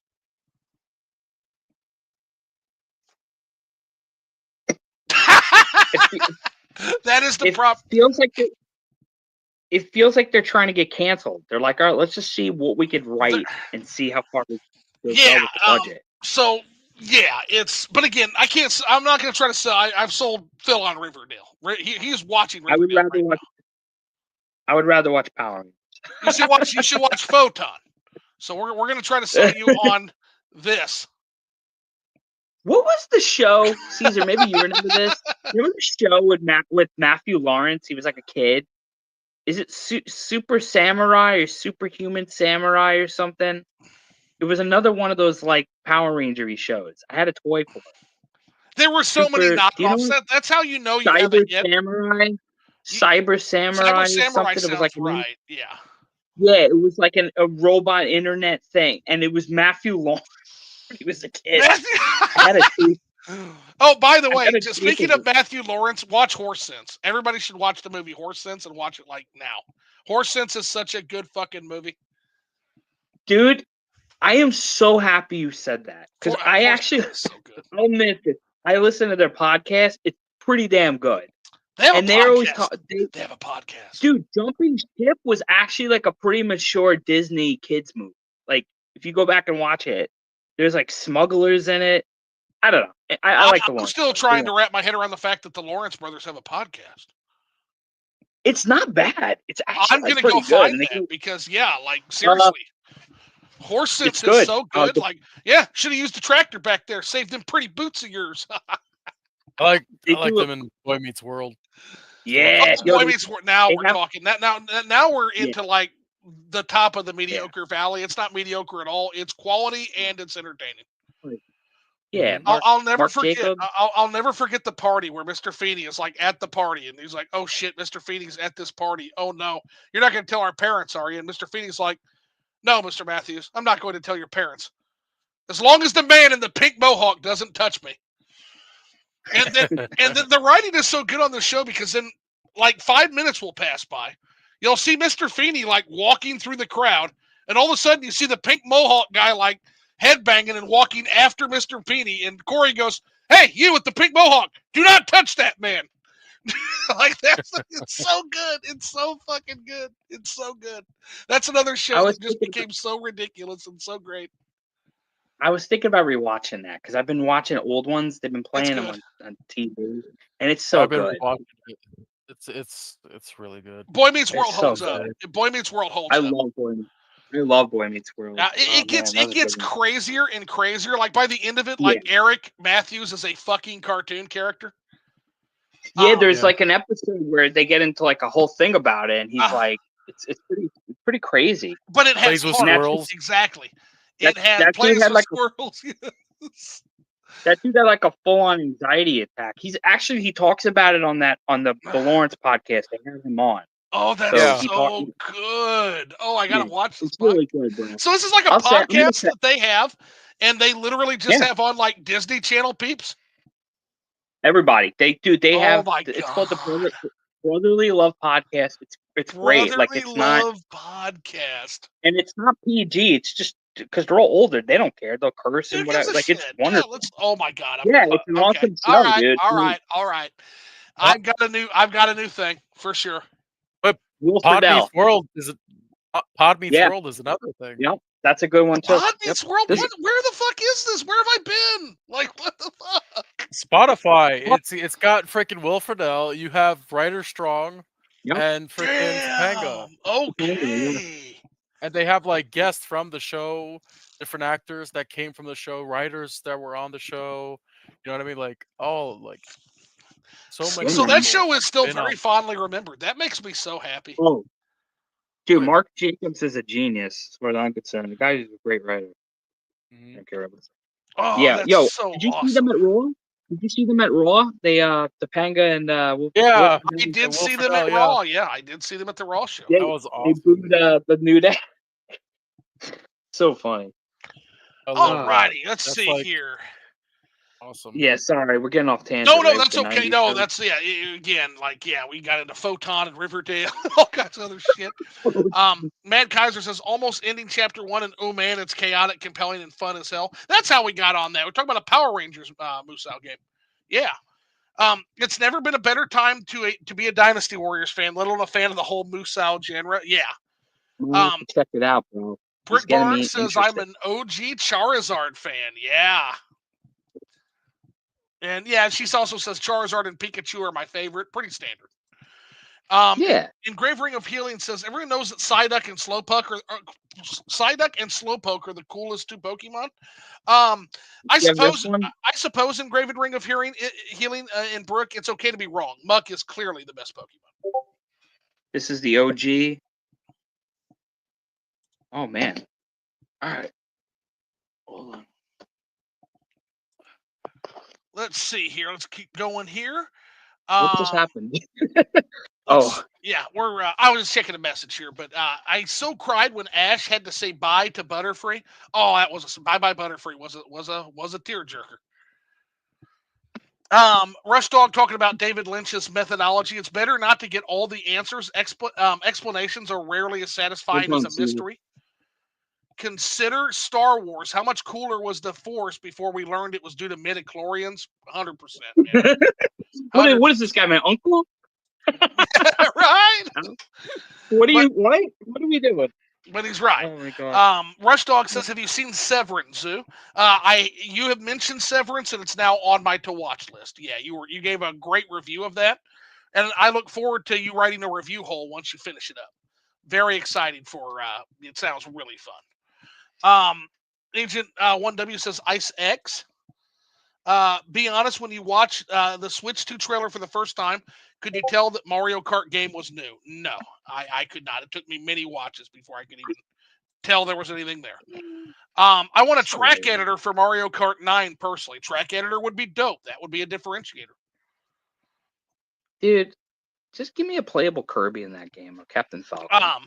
Let's see. New Super Mario Brothers Wii didn't wipe the floor with literally everything Sony had that gen. GTA 5 sold 30 million copies on PS3. Yeah. GTA 5 was also not Sony. So that was Rockstar. So Rockstar wiped the floor with New Super well kept pace with this. Actually, GTA 5 is now way more than. So yeah, so Rockstar We could, wiped the floor. yeah, we gotta. We'll talk about that another time because I wasn't crazy. I never picked that one up. I wasn't crazy about Which Mario one? Bros. Wii. Mario Brothers Wii wasn't. Mario I Brothers Wii wasn't a good game. Mario Brothers Wii was kind of just the first console Mario 2D Mario in yeah, fucking 18 years. That's why it yeah. sold. Like, It wasn't because it was and good. I'm not knocking like your generation, but I feel like they really went after you guys, like the older guys, with that. They with that absolutely game. did. And again, Yeah, when I played it, 100%. and I'll give you what I said verbatim when that game came out, and that was, "Hey, that's really cool. That was really fun. You can only get Yeah, that was cool. you can only get away with doing that once. We need an expansion of Mushroom World next time. We need new places. We need to expand that Yeah. world. Bowser needs to feel like a threat again instead of a fucking clown. Like he needs to be a legitimate threatening villain again. Bring back genuine Super Mario Brothers. This was a good re-entry. Now give us the real deal." And they never fucking did. They never did it. So lost opportunity there. But yeah, that game sold because it was proof of a future concept that never came, not because it was in and of itself a good game. GTA 5 was an infinitely better game than New Super Mario Brothers Wii. Oh, my back. But New Super Mario Brothers Wii gave us something that we didn't think we were ever going to see again, because Nintendo was off in fucking 3D Mario Land, and they were fucking obsessed with 3D at the time. Caesar, man, I loving this lighting you have in the background. I keep like staring at it. Monster says hi, y'all. Brooke Barnes says, I remember going on vacation. I'm so sorry you got screwed, Zoo. Yeah, don't be sorry. We're going to get back because we wrote that Yelp review. That's going to hit their business. And then eventually, when I'm the Nerevarine and I'm the hero of the land, I'm going to burn that motherfucker down. No, that's not a heroic thing to do. Just call that video like 0 out of 10 Morrowind Hotel experience supercut. Like just the most basic title. Yeah. Like something stupid. Yeah, the salty fuck-ups. That's what he gets for not fighting the drunk guy, Scorpio says. Hey, what's going on, Phil? What's up, man? Brooke says, all I could do is laugh my head off on that portion of the stream. Yeah, everybody thought that was funny. Switch 1 games will be less taxing on the beefier Switch 2 hardware. Yeah, so that might give a performance boost. Also might get more battery life. Yeah. No, I hear you there. Yeah. So if you're talking about Switch 1 games, sure, I can definitely see that. My concern is with those bigger third-party games and Nintendo's new entries, right? Yeah. Brooke Barnes says, what do you mean Hulk Hogan got booed? Yeah, he got booed on Monday Night Raw. He got booed out of the fucking arena, man. Like they poured some booze on that guy. That guy had a salty futtocks night that night. California does not like. Yeah, he had a salty futtocks night for sure. Let's see here. DS games got better on the 3DS than the. I should have known by the fucking name of the place. I should have known. The Salty Futtocks. Like, what the fuck is that? DS games got better on the 3DS than 3DS games. I expect we will see the same thing with Switch 1 games on Switch 2 hardware. No, they didn't. Oh, we got some disagreements. We got some head shaking. The resolution. You want to go first, please? Yeah, the resolution was like it washed out DS games, and they looked absolutely terrible. Okay, 100%. And again, I'm gonna get this will be between the three of you because I have no experience with believe it or not, no experience with either of those systems. Yeah, he's right. He's 100% right. Okay. The DSi XL is still the best, in my honest opinion, way to play DS games. I never got one. I should have got one. It's the same resolution, just the bigger pixels. All right, noted. Let's see here. Video game companies agree with me. They typically don't release major games in the summer. Talking about that, the summer blockbuster is more of a Hollywood thing than a video game thing, for sure. I don't agree with that take, but that's okay. I can see both sides, honestly, but I don't agree with that at all. Sorry. I'll have to think about that one because the executive in me kind of says like, yeah, I see your point. But then I also kind of hear what these guys are saying, which is, hey, not everybody can afford to do this shit. Not everybody's in that bracket where they can go off and do shit. And those people are going to kind of fuel gaming even during the summer. So maybe you're right that that's the way executives and business minds view things, but that doesn't necessarily mean the business minds are correct. And maybe they should re-examine that. There might be some money on the table there, maybe, right? Yeah, because you don't forget the holiday market, even though it's going to sell really well, the holiday market's saturated now too, man. Big Those risk, big companies reward, big risk. Yeah. It's a lot. It's a lot. So that's why I'm saying I don't agree with that entirely. I've definitely seen summer games do well, in my opinion. Yeah. So I don't. games. So I think with games, I think you might have a point. Now with consoles, I get your concern that hey, products get lost in the holiday all the time. Video game console gets Yeah. lost in the holiday, it's doomed to start with. Video game console All right. should not get lost in the holiday. It should not. Sure. If it does, you Yeah. got bigger problems than your games. Like that thing's True. gonna be bad. Yeah, I don't know. So yeah, that's interesting. That's an interesting question. Again, is it like I get that what Russia's saying, which is that the video game companies have kind of decided this. Are they right? And I think that's the pushback I'm getting from you guys is maybe they're not right, and maybe if they would try it, they might be surprised at what happens. Yeah. So let's see. Sega Bass Fishing was an arcade and Dreamcast game. It's also playable Yeah, in I was Like a right. Dragon Infinite Wealth. Oh, okay. Yep. Yeah, I knew it. Yeah. Nice. I used to play it in the arcade. Dreamcast had a fishing controller with motion controls many years before the Wii. You could play Virtua Tennis with it. Very cool. Very, very cool. Again, Dreamcast lives on spiritually. Yeah, man. Remind me to clip Zoo saying I was absolutely wrong on GameCube. This mea culpa was decades in the making. Yeah, you know how long Rush been waiting for that, man. I think it came to PC also because they did a 4-pack of Dreamcast games or something. Oh shit! Okay. I gotta look. Zoo is rebranding to Gaming to the Power of 3. Ooh. Let's not go that far. Brick Barnes says I love the OG Red Ranger. Team Jason. Yeah, Jason was cool. Jason is still cool. Jason is still cool, actually.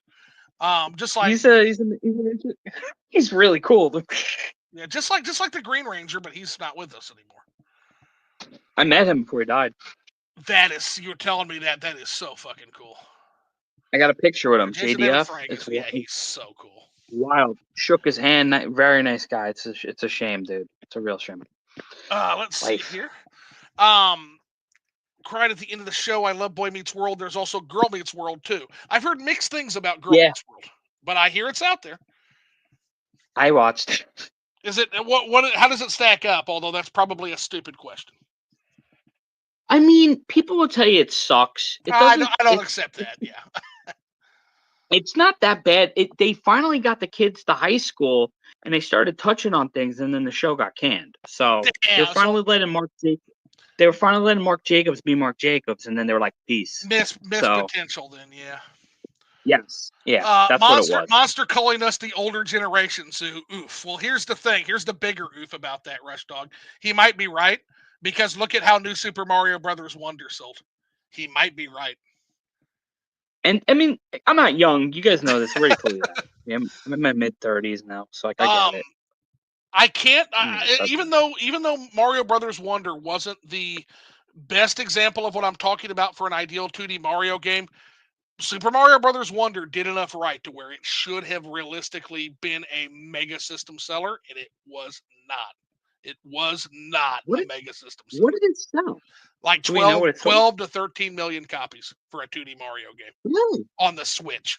It's a good game. It's a damn good game. It's a good game, but the fact that it's no longer doing its job does make me have to wonder and kind of maybe if it happens a second time, I'll have to start to recalibrate my 2D Mario being a pillar for the game. I'll have to recalibrate that.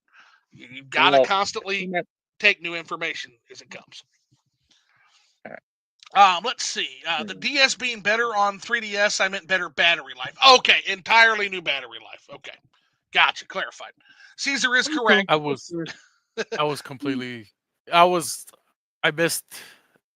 the whole thing on that original comment when he said, or what I heard was DS games look better on the 3DS. That's what I heard. And he was saying perform better for battery life. Yeah, so miscommunication. Okay. Caesar is correct. Okay. RADS resolution on 3DS. Yep. Emily Yeah. from Orbology in the house. Welcome in, Emily. She says, I came at the Hi, best Emily. time. Many DS games got substantial upgraded 3DS versions. Shin Megami Tensei Devil Survivor, Radiant Historia Project, Chronology, Etrian Odyssey games, etc. Oh, okay. So there were some games that kind of got the revamp, and they might have gotten special treatment, and gotten a little bit of the bells and whistles. It sounds like so. That's good. Scorpio says, hello, Emily. Emily playing nice in the chat, saying hello. And it looks like that concludes our chat, guys. By the way, shout out to Emily. She has joined the PC Master Race. So we got to give a shout out there. And That's an awesome video. You should yeah, go watch that. it's a great video. Yeah, it's a great video. I still need to make my comment. I need to know when, Emily, when are we playing Morrowind, and what can I do to make that happen faster? Oh my god. Hey man, we gotta do a classic WoW stream. That would be really fun. I'll go back and play that. No, it's a classical WoW stream would be. We're going to talk about that. We might do that sometime. Yeah, We should do that. I fear WoW because I know the life sucking potential of that game. All right, that's fair. That's fair. That's fair. So Brick Barnes says, "How's everybody enjoying the show? The snow?" Bleh. Oh, Hell with the snow. Bleh. That's my answer. Blah.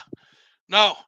Orbology says, haha, some people were really upset with my video title. Well, yeah, I love the video title because that is old school PC, like nobility looking down on the console peasantry. Like, it's classic, man. Yeah, that gets people heated when you talk about PC Master Race. That was fun. I loved it. Yeah, no, I agree. That was really funny. It was very, yeah, because it's everybody knows. Everybody knows There's you still love consoles. Yo, anybody who complains about that, it's like, come on, that was like a free joke. You know what I mean? Exactly. And anybody who knows Emily fucking knows that she still collects and loves consoles.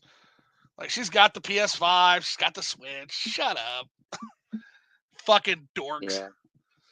Let's see here. Let's see. Give me the details and we can try to make it happen. How much time you got? How much time do you have to devote to me helping you to mod your game? We got to at least get you Tamriel rebuilt, a Becky and Shores, Skyrim. Caesar, you okay? We got to get you food, bro. Yeah, we're about there. Yeah. No. Oh my god. I gotta bounce. My wife is calling me up. Oh, okay. Caesar's got to go. So before you go, real quick, Caesar. Did you have any questions for me? Oh, Zoo, I have no questions right now. I said, I'm happy that you've been converted to cubism. So yeah, I can't think of a better way to end this whole liquored up live experiment than that, right? Took you long enough, my friend. But I'm glad you're there. Well, I have one last question. Yep, and I have one last question for you. I'm not close to doing these again as much as I keep talking about it's over. I got a lot of people really, really sad about it. I can't make people sad. I don't like to make people sad. So I'm going to say for now, while I focus on new stuff, but I'm not opposed to doing these again when the time comes. But that said, one last question for you, Caesar. Caesar? Did you have fun? I'm here. Oh, yeah, of course. All right. I love talking video games and random shit on Liquored Up and Live. I just wish I had a little more liquor, you know what I mean? But I hear you, but you got to take care of your health, man. But thanks again for stopping in, and I'll finish up. Me and Monster will take it from here. You go get something to eat and make sure you make the wife happy. Thank you guys. I appreciate it. I'm sorry I have to leave now. No, that's okay, dude. You put in 3+ hours, man. Almost. Dude, it's cool, man. I'm glad that we got to talk, bro. Because honestly, It's Serge X just joins the chat now. It's like, all right, well. Oh my god, boy. Tis the way it works sometimes, right? Yeah. All right, guys. Well, thanks for having me on. We'll do this again sometime. Anytime, man. Talk again, bro. Yep. Take care now. We gotta chat up. See you, dude. See you guys. Take care, everyone. All righty. So continuing on here. So Orbology's lucky enough to say no snow for me. Yeah, she's in sunny California over there in OJ's territory. Easy mode. Yeah, I got a friend who lives in Ojai. It's one of the nicest towns you'll ever see. He's a barber in Ojai, California. And yeah, I bet the weather is just, well, aside from some of the bad shit they're wrapping up right now. Typically this time of year, the weather is pretty nice, even though it's the dead of winter. Yeah. So let's see. Monster says, "Hi Emily, love the title. Good lols." Yeah, anybody who really legit got offended at that title, go dork, go shoe. Get the broom, chase them out. Come on, yeah. Let's see here. Serge Banks says, "Yo, what's going on, Serge? Thanks for coming in." Serge, another fellow Liquored Up alumnus. Gotta love it. Morbology saying, "Go and eat." Yeah, gotta go eat. Yeah, gotta go eat. Gotta go make the missus happy. You don't want to be hungry and have the missus manage you. I felt bad. I was like, "Oh no!" Like we're yapping, and his wife's calling him. Oh no, yeah, we gotta cut him loose if the wife's wanting him. Yeah, I don't want to piss off the wife. That wins. Yeah, that absolutely wins every time. And then Brooke Barnes says, "Rush Dog, I have snow all over the place." Us too. Like, yeah, we got dumped on. Yeah. I think Jay really got dumped on. But like anybody over on the east, you're on the East Coast, right, Monster? Yeah. We got. How many inches you guys get?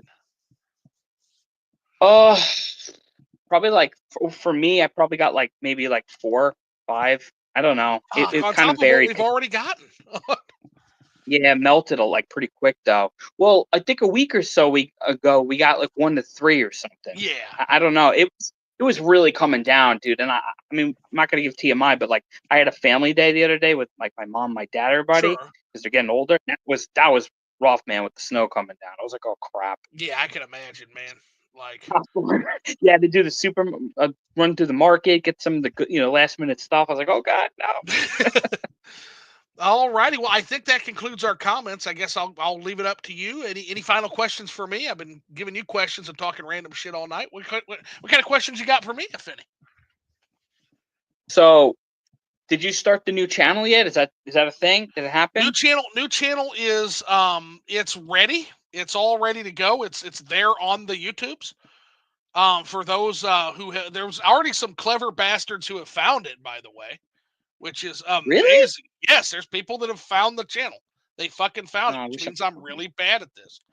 The video's about 60% done. Video's about 60% done. I need to put the finishing touches on it. I guess I can go ahead. It's going to probably be within the next month or two. It'll be going full. So I might as well talk about it. The video's about it's the channel trailer, and it's also about algorithmic horror. That's what it's about. It's algorithmic horror. Yeah, we're going to outline the history of YouTube, and we're going to outline what YouTube was, what YouTube has become, and how that plays into certain things in spheres such as video games. And so it's going to be part history lesson, part observation on my 10+ year history of doing YouTube channels, varying shapes and sizes, and the struggles that some creators go through, and the fact that none of us really fucking know what we're doing on this platform. And the fact that no matter what we do, ultimately there's an algorithmic middleman. It's not a direct relationship, even parasocial in nature, between you and me, for example, as a viewer, or like I'm viewing your videos, you're viewing my videos. There's actually a giant algorithmic middleman that is in between you and your people. I mean, I told you, man, prior to me coming back to YouTube last year after the 7 or 8 year hiatus, I mean, if you go and look at my channel, I mean, yeah, my channel is simple. I get that. But like, I've done stuff when I was a kid and I said, oh, I'm going to like take off and all this. And it never happened. Like I have, I did a coverage for a Cartoon Network game and I got like thousands of views. If you go and look this up, like a lot of views. And I was, again, I was a kid. So this video is interesting because, yeah, I literally I commissioned a study actually of the algorithm. That's part of the video. I'm not going to get into it too much because it's literally proprietary data. I commissioned this. But you know what the joke is now? What's that? I always say I said the YouTube team, if they ever want to fix the algorithm for gaming channels, they gotta nerf the term Nintendo Switch. Well, here's You get something. it? Here's something that I will give you one piece of data that I actually got from my commission study. You know when you share your video to like Discord or to Twitter or to your social media, and you shout out that, hey, new video out, right? Like we all fucking do. Did you know that you are in large part actually fucking up the algorithm? You're not letting it do its job. Did you know that? The bell button. No, I mean I believe it. The bell button doesn't even work anymore So yeah, it doesn't. properly. But what I mean by that is that algorithm is already tailored to be really, really, really good at its job. Right. And so when you release a video raw, it's part of the social experiment I'm doing with this new channel by not shouting it out and not telling people when new videos drop. I'm just going to start dropping videos on this channel because I'm curious to see this play out, actually. Curious to see who the algorithm shows my channel to. I'm very curious. But the point is, I'm getting a little bit off track. When you drop a link to your video and you share your video to people who are already the most interested in your video, it Right. fucks the algorithm up. It completely, you don't give the algorithm a chance to build that natural audience when you do that. Now that Right. shocked me when I got that study back that I commissioned, and that was one of the data points that absolutely floored me about it. But that goes to show you that, yeah, it's not even like you're not picking your audience. Your choice of content is not picking your audience. What's picking your audience is a completely inhuman and completely detached middleman that decides who to show your content to, when to show them your content, and why it shows them the content. And Machine's too big. I think that the relationship that some creators have to that when they start to chase that endlessly, and I've seen it over and over again. I think it creates a true horror story, Blake. I really Have, do, buddy. have you ever been recommended your own videos? What's that? Have you ever been recommended your own videos? I've never had that happen. But again, See, I like, don't that's been look at much. I don't look at much YouTube beyond a select circle of video makers. Like I basically, in terms of big YouTubers, I'll watch like Super Eye Patch Wolf. It's probably the biggest Yeah. creator in OJ Player Essence. I'll watch those two. Yeah. And then it's just That's been my circle of YouTubers that I've cultivated and liked. So, you guys' content that are here. Yeah, it's I don't watch a lot of YouTube. I watch a lot of other entertainment, and I certainly don't watch most of the popular channels. And by popular, I mean tens of millions. I don't think I have anybody that big. That's fair. Yeah, I don't know, man. It's such the algorithm is such a beast now, bro. It's like I mean I don't have the answer for you, but it's just crazy. The answer is there is no answer. It's just fascinating to me to watch. Yeah. And again, I've always had a very mercurial. It's not anything I've ever experienced personally because I've always viewed the algorithm I know what it is, and I've never really gauged my content to try to chase that. I just make whatever the fuck I want to make, right?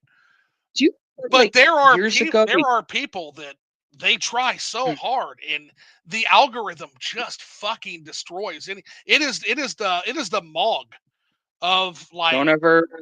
Yeah. It is the Elden Ring Mog of boss battles. And just cease these foolish ambitions. Doesn't matter how good your stuff is. We're not showing it to anybody. Like it's wild to me.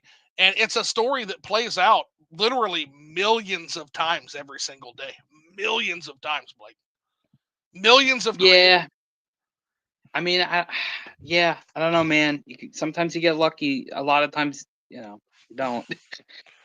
I couldn't really. I don't know, man. And that's the thing. Nuts, Well, that's what's so fascinating and so compelling. It is a compulsion horror because it's not entirely luck, but it's not entirely skill either. So I was trying to say there was a documentary that came out. I gotta remember the damn name of this thing. It came out on Netflix like a long time ago. It was like when Twitter was really starting to pop off. Is that the Chaos Machine? The Chaos Engine? Maybe. And they talked to like developers of like Twitter, Facebook, and I think YouTube. That's and they're the talking Chaos about Engine. Yep.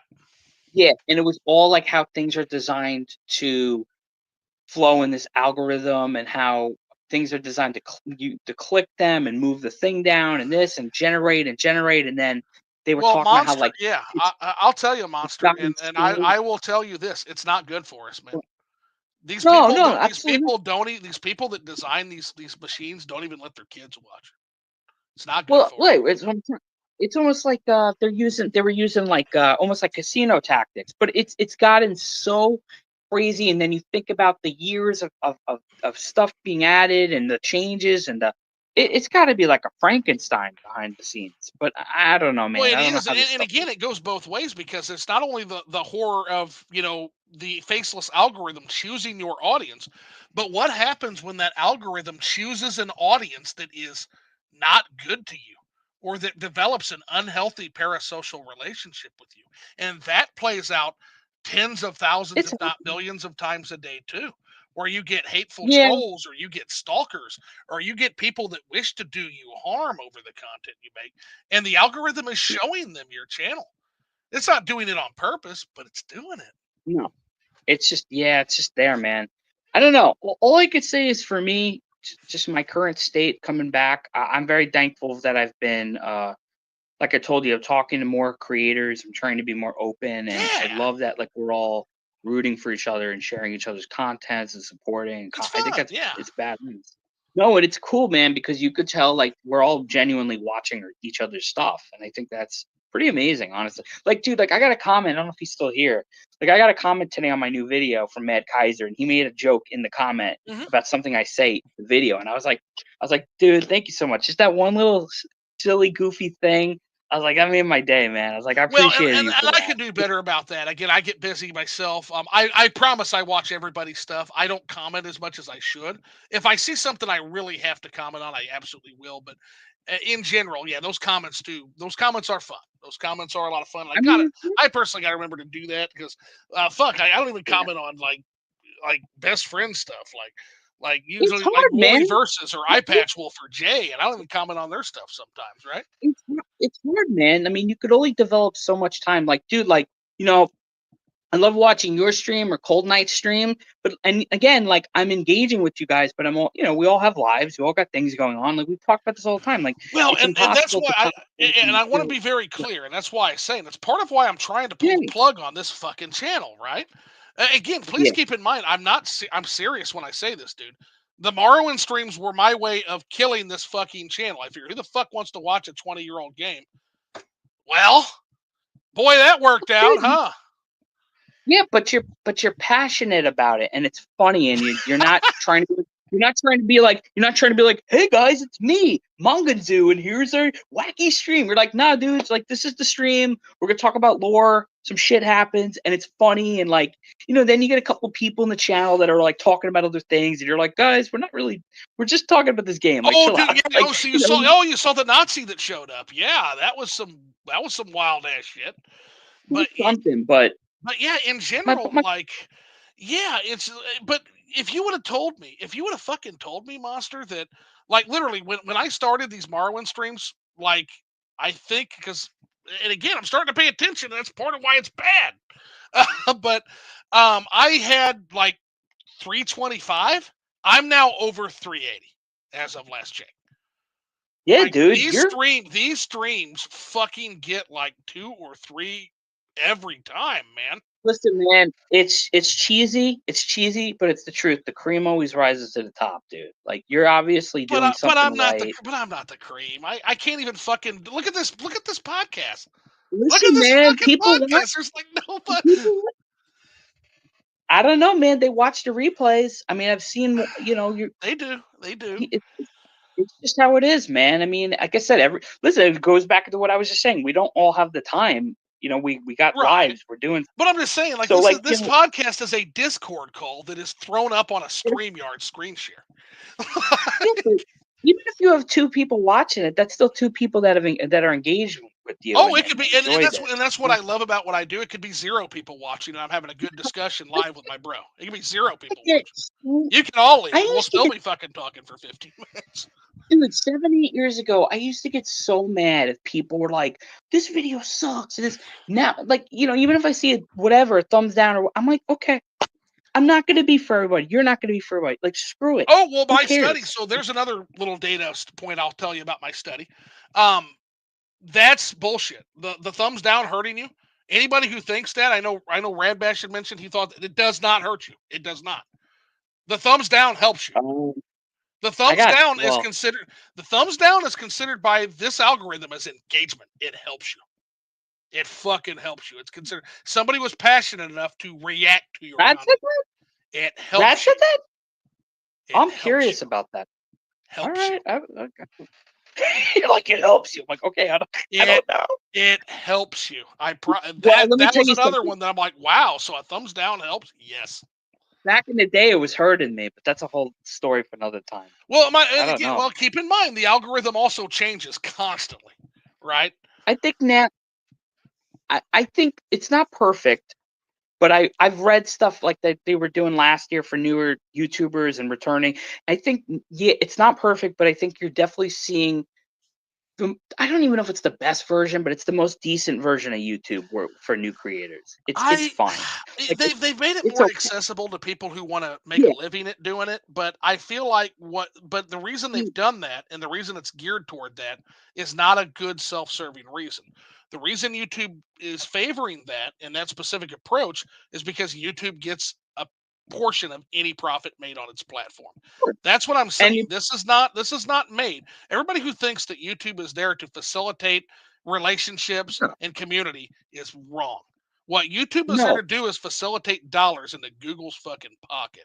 And right, everything it but does is designed around helping you to help it. It is a parasitic thing.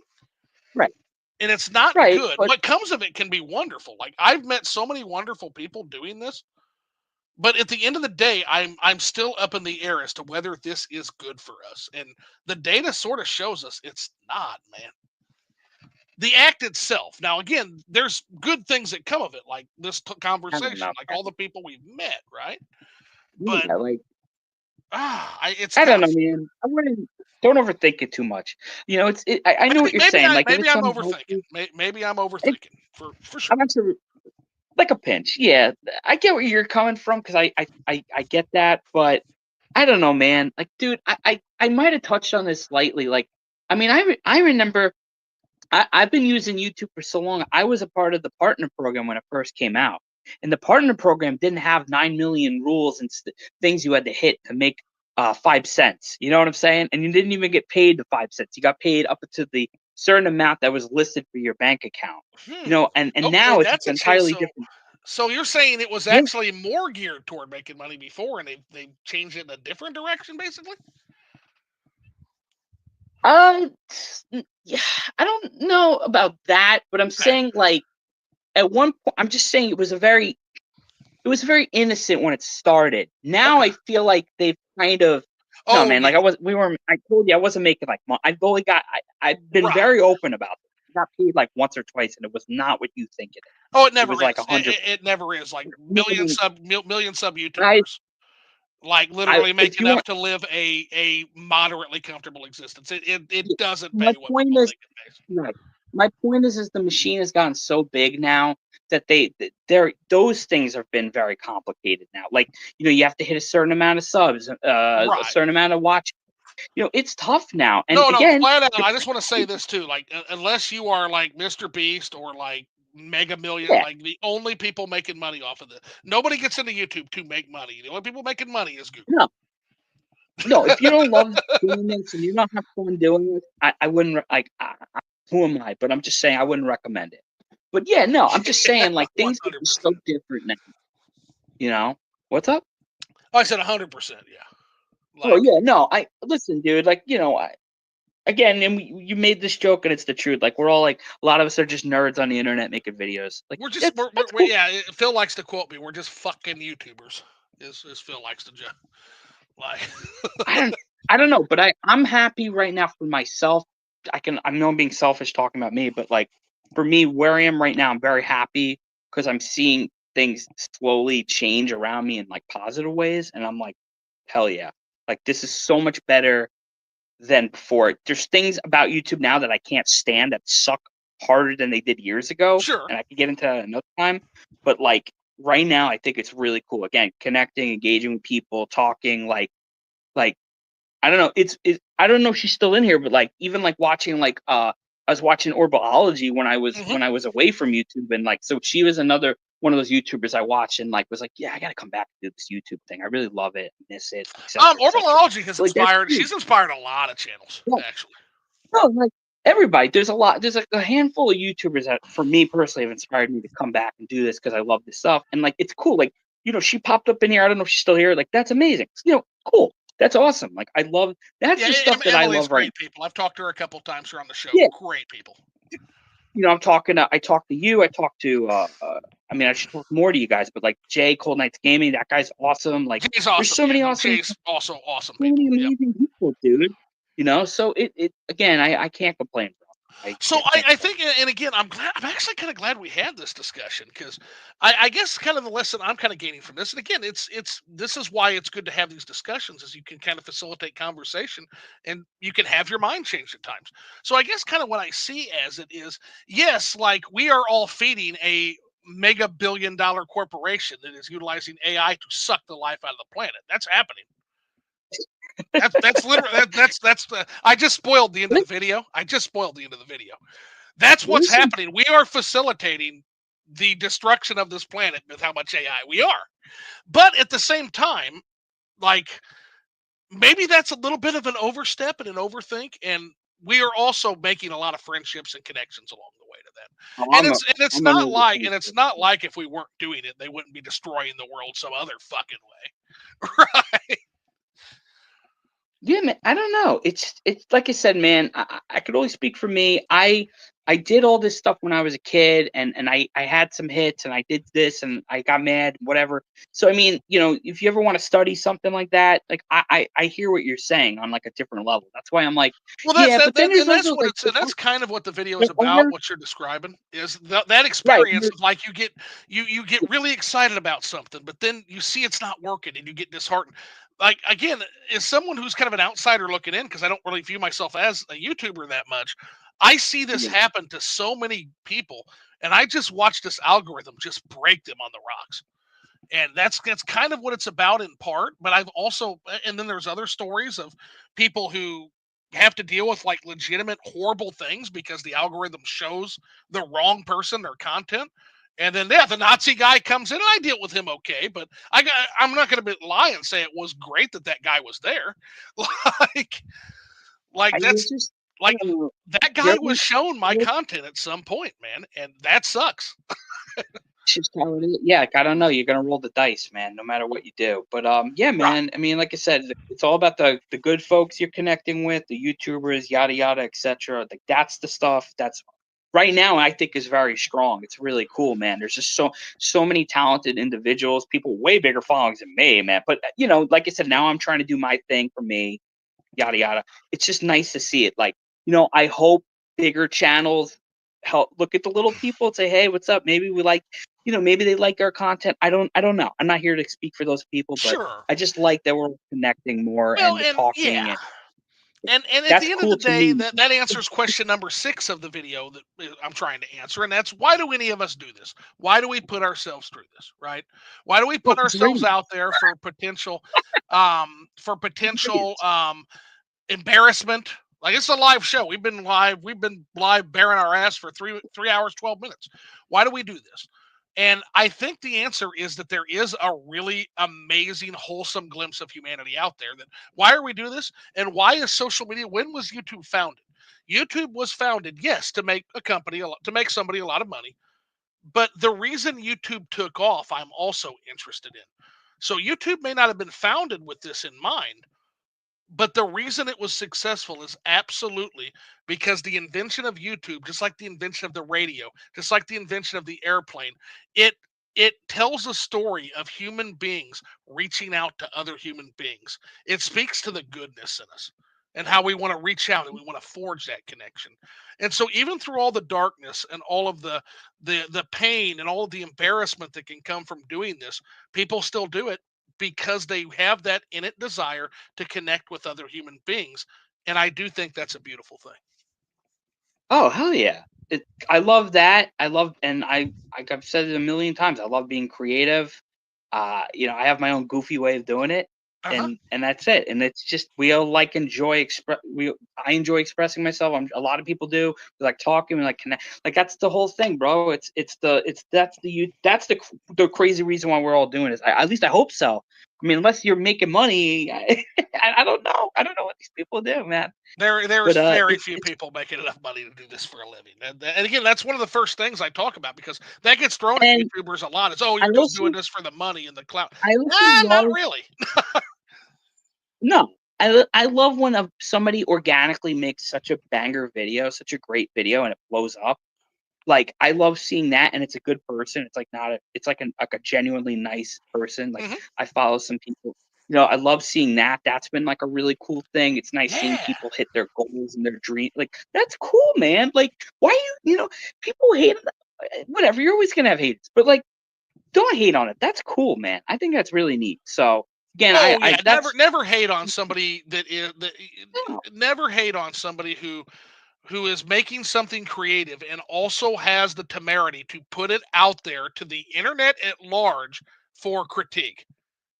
That that's person it. is It's like infinitely braver than anybody else you could possibly imagine. That is an you know infinitely what? brave act. There's never I don't like to speak for people, but I dare you to find a YouTuber who doesn't get freaked out posting something of themselves or whatever. There's always going to be doubts and things.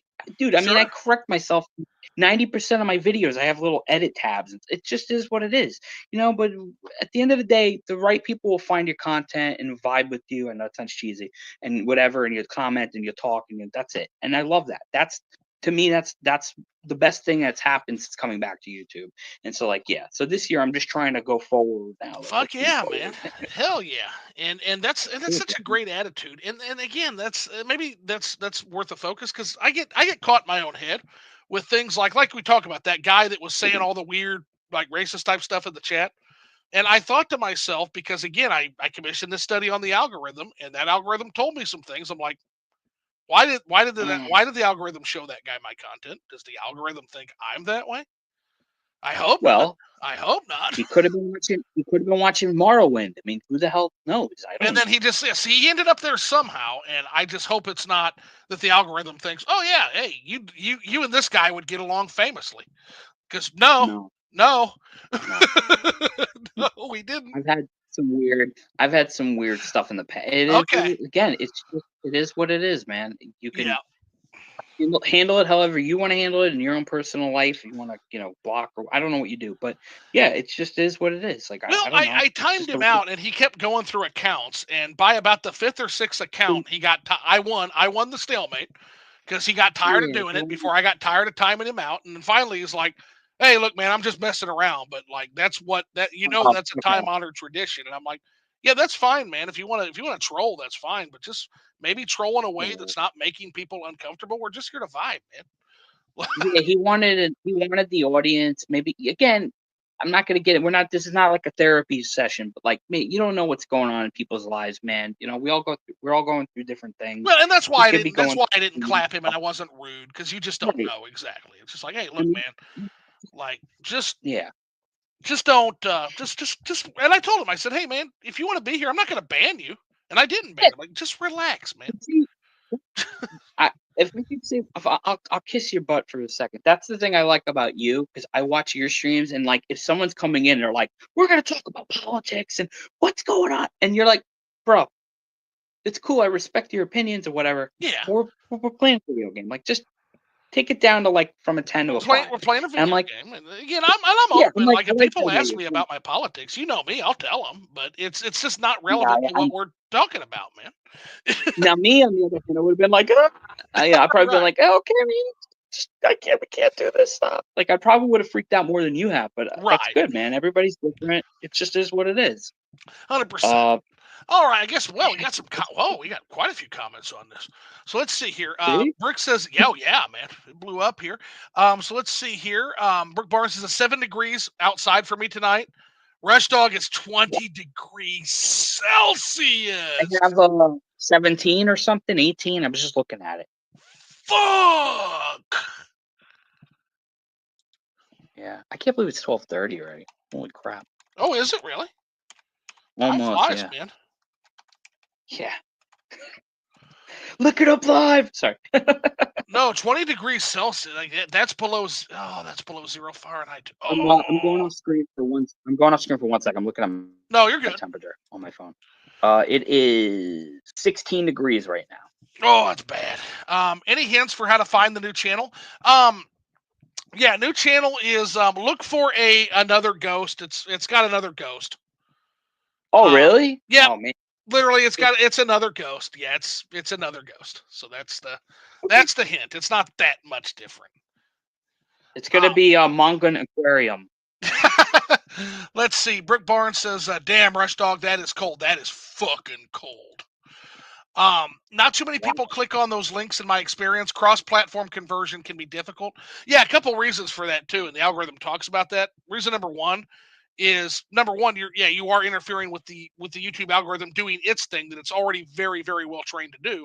Number two, you actually have the algorithms of those other social media sites looking at that, seeing that it's taking you off platform and going, nope, you're not going anywhere. And so they push that down, they throttle that. Yep. Orbitalology says, I intentionally selected for YouTube not to show my video so I don't mess up my click. So Emily's already ahead of the game on this. Yep. So Emily's just savvy. She didn't even have to commission a fucking study and pay for it to know this. Like she's on it. Yep, 100%. That's fascinating to me because I didn't even know you could do that. And I've been doing this. I didn't know you could do that either.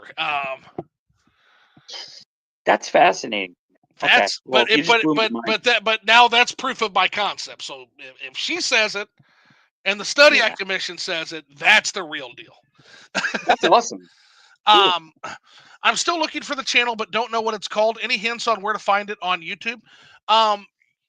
So before the video drops, I'm gonna and Brooke, I'll let you know. You've been around the entire life of this channel. There's certain people I'm just gonna give it to. You're one of those. You will not. I'm not going to let you get lost. I promise. But just look for another ghost, and that it's a ghost, and it's a gaming channel, so it's going to be ghost related. So, yep. Orbitalology says, but for external links, I usually only do it on social platforms to advertise to followers / already subscribers to tell them to look at their YouTube page for my new vid. Let me read that again because that's some big brain season 6 Rick and Morty stuff. It's a little dicey though. But what do I don't know any. You have you have the follow. I'm gonna go. I'm just going to default to if Emily says it, it's probably correct. Yeah, that's what I'm thinking too. Like, there's some people that I don't question them on YouTube. There are some I just don't question them. She's one. Player Essence is one. Eye Patch Wolf is one because like proof is in the pudding, right? So. 100%. Yeah, 100%. Let's see here. We got, but for external links, I usually only do it on social platforms to advertise to followers, already subscribers, to tell them to look at their YouTube page for my new vid. Gotcha. That is smart. That is very smart. And then that means that you can get that message out, and Twitter's not going to throttle your fucking message. Is what that means. She says, I've been really bad at commenting lately as well. Yeah, and again, nobody has to comment on any of my shit. I often tell everybody that. No, there is no obligation to watch. Anybody who does, I thank them. No obligations. I'm an anarchist. I cannot expect obligation. That would make me a hypocrite. So, no, zero obligations for anything. Let's see. Thumbs down, 100% helps. Orbitalology says, yep. More than a comment, probably. Which is just fucking wild, right? But it's true. It's true. Social media likes pushing divisive content. It's not surprising that a thumbs down would be favored by the algorithm. Rush Dog says, Facebook has prioritized content that makes people angry for a long time. Well, Facebook is borderline just ads now. It's gotten crazy. It's just all ads. And you could cater them all like a certain way, and then they'll still cater like you things based off of things you typed in, or it's really very intrusive now. That's something I actually know a lot about.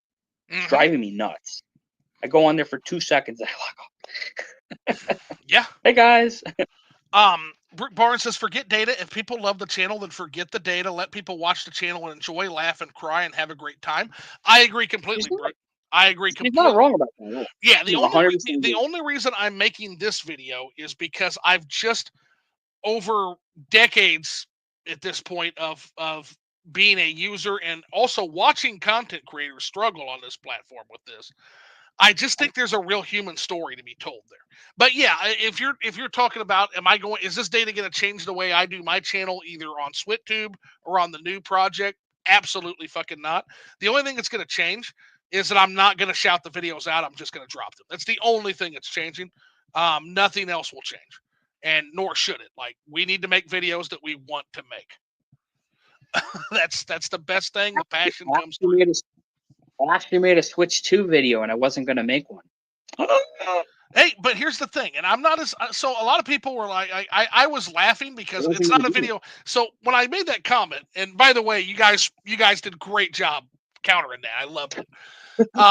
But when I made that comment on Twitter that OJ really went after too. By the way, OJ went after me hard on that. But what I was saying is, so that's just me. That's not a video I would personally make because I looked at the Switch 2 and I was not interested at all. But there are other people that saw that Switch 2, genuinely got excited. Nishquick put out a friend of the channel, put out you can see the genuine excitement in his reaction, man. You can see it.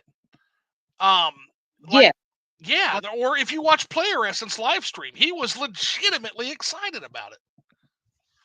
I am excited for it, but like, yeah, I'm like of two minds of it, because I'm like you, where I was like, all right, this is cool. I'm looking forward to seeing what they're gonna do. But I decided at the end of it all, I'm not gonna fly to people in my audience, like whoever watches the videos. So I was like, I'm gonna make a list of just like, these are the things that I want to see. Is it gonna be a perfect list? No. Are there gonna be things I'm missing? Yeah, probably.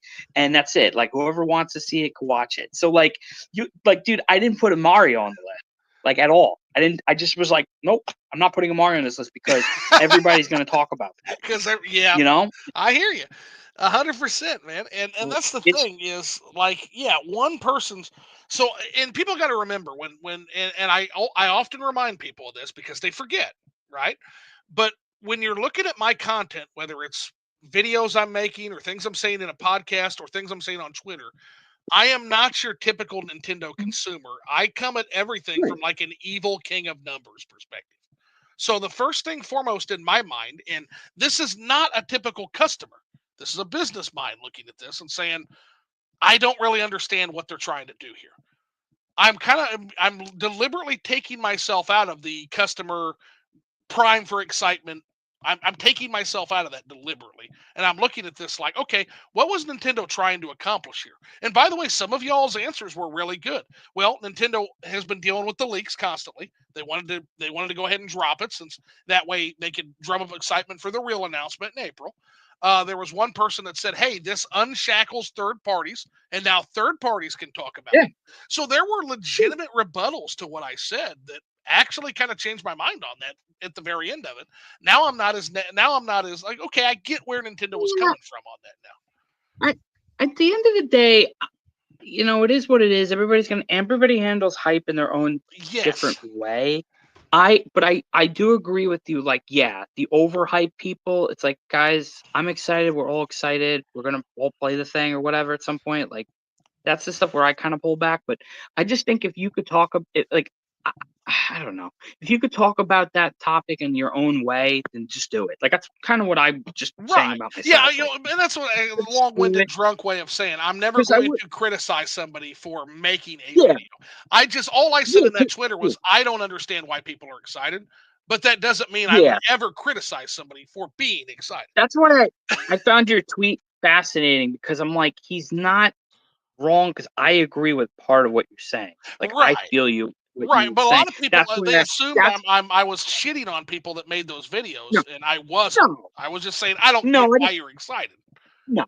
And y'all owe Nintendo Prime an apology, because if anybody's excited for Switch 2, it's that guy.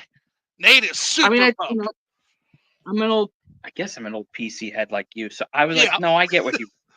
and and then I said, screw it, I'm just gonna write in Dusty Rhodes. Like, imagine if Dusty Rhodes just cut a promo about the Switch. Oh, too. you get flowers for that, man. I was like, F this. And I had way too much caffeine. No, I'm like, that was screw it. no, dude. You don't understand how incredible that was. Because one, Dusty Rhodes is the fucking man. Number two, it's the man. it was both in agreement in part of what I said, and it was a roast of what I was saying all at the same time. I love like because Mad Kaiser was just like, I literally looked at that, and it's like that won the internet that day. Because I looked at that, and I'm like, was good. Oh yeah, no, that was great, and I'm just sitting there looking at it, and I'm like, okay, boy, actually, I did come across kind of that way. That's hilarious. and Rush Dogs was good too. He was like something about the Bears or something. Oh, he and you're killed like, me. Oh no, Rush Dog fucking killed me on that shit. Yeah, Rush Dog is like because one of the things I said is, dude, he roasted you. Yeah, God, I'm trying to think of the context. I want the context of that. Let me look real quick. I want to get that right because it was something about like. Oh yeah, I've never seen anybody celebrate mediocrity the way Nintendo fans do. And his response was to Rush Dog came in like a badass motherfucker, and he's like, I don't know, maybe Chicago Bears ticket season holders. And I'm just like, boy, he done me. He done me like done now. Like, there's nothing I can say to that except fair. That's me. That's him. That's me. I just want to see if your chat's still going. I'm shocked. Like, but see, it's the power of the internet. Yes, the power of the internet, both for great good and great evil. So let's see here. Orbalology says it's nice to hear when people are inspired to start up a new or existing channel again because of my content. Emily, if I could tell you the amount of people who have told me that that is the case, it's a lot. You're definitely if we ever, I don't know, if we ever get to have a conversation someday, I'll tell you something. I'm not gonna say it over here because it was something that you said that like really resonated with me on like a personal level, and I'll talk to you about like. It was a good thing. It was a cool thing. So yeah, you're definitely among like there's like a group of people where I'm like, oh, I love this person, like this I'm just gonna this shit like made me come back to YouTube. Like hell yeah, you know. It's a lot of people. You've impacted a lot of people in a positive way. I've been very open. My favorite YouTuber of all time is Happy Console Gamer Johnny Millennium. He is just the goat to me. Johnny's I love that man. Johnny's a lot of fun. He's the man. And we also had a really weird moment in real life where we both locked eyes at each other in the middle of a crowd, and then he disappeared. It was a whole. We were at. He went to New York Comic Con or something. Okay. It's a weird story, but I brought it up with him. So like, yeah, he's the man. I love that guy. Like, there's just like I said, Jay. There's like a lot of really great people out there that have really been inspiring. It's been cool. And there's the good side of things, and that again, my video will round around to that human element, which is like because that's the big question is despite all of this darkness, why do we do this? And that's why it's that. That's it. That's why it's not money, it's not clout, it's not fame. Everybody understands you're not likely to get. It's human connection that drives this machine. Yeah, eventually, dude. I'll reveal something. Eventually, I'm gonna have to make a video about some stuff in my life, and you guys will get the whole like backstory of what actually was going on. But yeah, man, some wild stuff. So like I said, life. It's just nice to see like people are like, I don't know, man. It's hard for me to explain. When I was doing YouTube, man, when I was a kid, it just didn't feel as open as it is now, dude.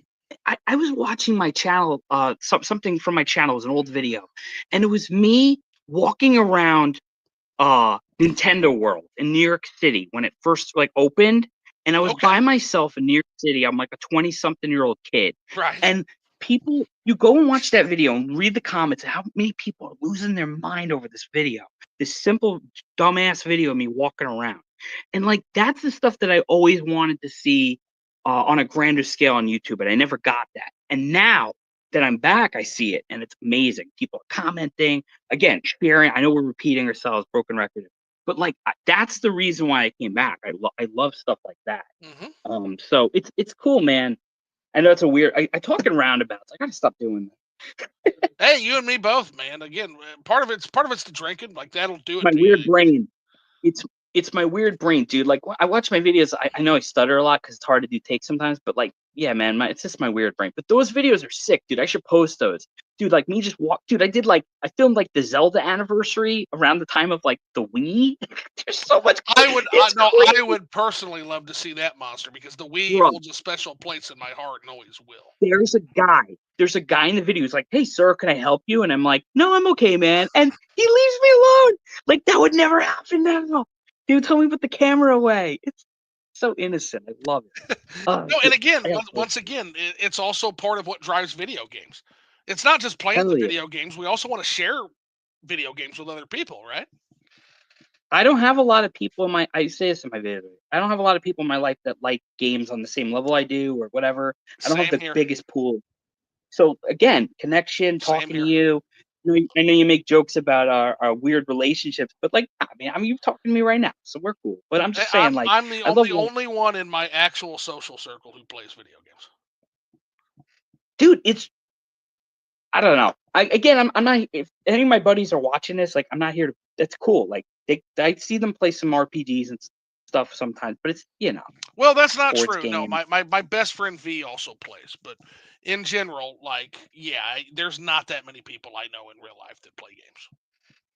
Dude, I have the okay. Oh, God damn it! It's so late. I'm like, I had the funniest thing. My mom the other day was we were in the car and I'm listening to the Bombcast and she's like, "What's a JRPG?" And I'm just like, "Mom," I'm like, "They're all the games that I usually play. They're Yeah. Japanese role playing games." Uh-huh. And she's like, "Oh yeah," and I'm like, "Kingdom Hearts." She's like, "Kingdom Hearts." I was like, "Oh my God, I'm But such an idiot." she just didn't recognize the abbreviation. No, but this, but she's part of why I got into it. So, it's I don't know, man. What am I even saying at this point? It's getting Yeah, late. that was But one of your you know what stories, I is mean? how your mom kind of played some of these games. Like, yeah, it's some of your earliest memories. Yeah, dude, we came from like a family of science fiction nerds and video games and all that. Oh my God, I got stories for days, bro. But yeah, that was the convention video I did last year. Like, oh man, that video, man. That I was so. I know it came out shaky, but I was so proud of that video. It just kind of like it just felt good, man. I gotta do videos where like I interview my parents or something, man. I love stuff like that. I'm getting old, I love shit like that. It's so cheesy, but Well, and getting old I might kind of see makes you reflect, man. Because I'm getting up there a little bit myself, a little bit older than you. Not a spring chicken yeah. by any means, and I'll tell you, Nope. it's the one thing you can't buy or find more of, and that's time. You just can't. That's it, brother. That So dude. And it now starts it's to like solidify things. who was I talking to? I worked with this kid recently, and I said, the older you get, the more time you're fighting for. It's like you have to pick and you got to pick and choose, Every brother. minute, man. That's why I haven't beat Dragon Quest 3 yet. It's Dragon Quest 3 is I'm literally right that's there. one that's special to me because that's my first. I can't wait to dive further into that. That Wait, was my first ever JRPG experience. Was Dragon Quest 3. when I'm gonna have to. It's not a spoiler. I already said this. I'm gonna have to make a video about this game. My take is we're gonna go on like a journey. Okay, yeah, Because I that's the really was best kind not of kidding. story. I made a tweet the other day saying the game has given me anxiety. That is completely true. No BS. I keep it real all the time. Dude, the That first game has tower given me dungeon, they'll fucking wipe you. the Those fucking Rubus. I'm talking about it's the you go around No, Aliahan and then it's that tower on the little right. island there that's in sight. Yes. Yeah, those fucking Yes. frogs and those echidnas will Yes. wipe you, bro. Yes. They'll Yup. wipe their I think ass with you. they've nerfed and buffed the. I'm gonna talk about it. They nerfed and buffed the weirdest stuff in this game, bro. I'm not even kidding. Like, there's a reason why I'm getting anxiety playing it. It has made me fundamentally rethink old games, like Uh-huh. in a weird. I don't know. It hurt my brain. By the way, for the record, it's an amazing game. I'm It not is. here to poop on it. No, it's An great. awesome remake. Great game. Check that. Let's see Oh my here. God. Rush Dog says, I am too much of a wuss to make content. I wouldn't want my clients and or students watching any gaming content I made. Rush, I promise Rush would be a natural at it if he ever chose to do it. Dude, Rush would be amazing at it. I've heard him talk. Like, dude, anybody who can, and this is not to toot my own horn, but anybody who can go toe to toe with me philosophically and in the business department is a worthy fucking person. Like, could absolutely do amazing work if they ever chose to. Like, it's just not a perspective you see in this particular hobby too often, and Rush knows his shit. Orbalology says, had to delete and ban someone today on my last video. Some people really should think before they write some stuff. Took some screenshots because of how wild it was, but man, people online can be bleh. Yeah, I'm sorry. And here's the thing: it's just now starting to get that way for me. Sometimes I can only imagine with channels as big as you or OJ's or John's get. I can only imagine how bad it gets. Oh my god! Like, I mean, it's wild. I don't know. There's a part of me that's like, ignore that, and obviously it's easy to say that, but like, your following's very big, so like, it's different. But I mean, at the very least, at least I hope you're doing really well. You're making awesome stuff, so just keep doing it. I don't want to keep kissing people's asses, but it's not ass kissing if it's authentic and it's true, and I think it's both. So I'm sorry. I'm not. All right, we're gonna zip my mouth here. That's the Let's liquor. see here. So Rush Dog says, "Yikes, Emily," and then Orbalology says, "So hey, Monster, you can shoot me a DM anytime." So yeah. So Emily says, "Feel free to reach out." Cool. Rush Dog says, "Same here. Our in real life friends who like games as much as me." So yeah, talking about there's just not that many with what I do for a living. It's a lot of older people actually. Most of my peers are older than me. Like I'm actually a youngin in terms of what I do, and yeah, they don't know. Like, oh yeah, like the Atari. I liked Pong. Like, I'm not kidding. Like, like, yeah, I like Pong too. It's fun. You know what's weird? What's that? I sort of technically grew up playing Pong a little bit. Oh yeah, I mean, we've all played it. Yeah, I mean, for sure, and it is fun. It is fun. Yeah, and yet, like, all that stuff, like babysitters or my mom or some friend of my mom, we played all this crap. Yeah, it's so funny to me. Yeah, I like that. Frogger was a hit in my time. It's like, yeah, Frogger is still fun. Frogger. The Retro Gaming Expo here on Long Island, that they are doing museums and history of all of that stuff, and I geek out on all of it. I have to stop and read it all, touch it, and play it. I forget it, man. I'm like an old man now too. I'm like, oh my god. So I love great stuff. Emily says, Orbalology says, my dad plays Fortnite and Half-Life 2 multiplayer almost on a daily basis and doesn't understand the appeal to single-player games. Yeah, see, it's just, there's all different types of gamers and people. That's fucking super funny. Emily, I'm going to let you in on a little secret. If he's playing Half-Life 2, he's experienced peak gaming because he can throw toilets at people. Yeah, Half-Life 2 is peak gaming. You could literally like just pick up anything in that game and kill somebody with it. I got headshotted with a toilet. No, Half-Life 2 is really good. It's really pretty peak, bro. It's pretty peak. Yeah, System Shock 2 I think slightly ekes it out, but it's tough. They're both really good. Let's see. Rush Dog says, I know some people like that, Emily. You never know how much time you ultimately have to. Yep. Hope. I hope that anxiety is getting better, Monster. And thanks for the kind words, Jency says. Brick Barnes says, my mom don't understand my generation. No, but here's the thing. No, every generation thinks the generation under them is a bunch of shitty losers that don't do it as good as they did. That is every fucking generation. It's not useful. It's generational warfare. It's not useful at all. It's just another form of divide and conquer. But yeah, every generation feels that way. You understand, yeah, the important things. There's things that everybody understands. It's just Right, but you're yeah, right. never You're gonna- right. My mom and dad are the same way. You fucking millennials. Like, I'm barely a millennial. Barely. Like, Yeah, I don't in even know. fact, I don't even know if I count as a millennial. I was born in fucking '86. Does that make me a fucking millennial? I don't think so. But I think they changed it. I think you are. okay, well, it's fine if I We're gonna am. I just let's don't know fact how. check I this. don't even know how Yeah, the categorization. I'm a '90s kid. because it's all crap to general. Forget. I'm not going there. I Yeah, think it's all exactly. to Yeah, general. exactly. It's Yeah, very generalized. garbage. I don't know. I almost go. I'm a millennial. I go. Nah. I grew up with Pokemon. Shut up.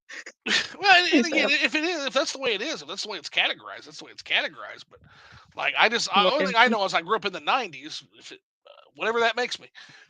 Or Yeah, Malala, that's as you it. said, my That's dad's me. in his 70s for context, by the way.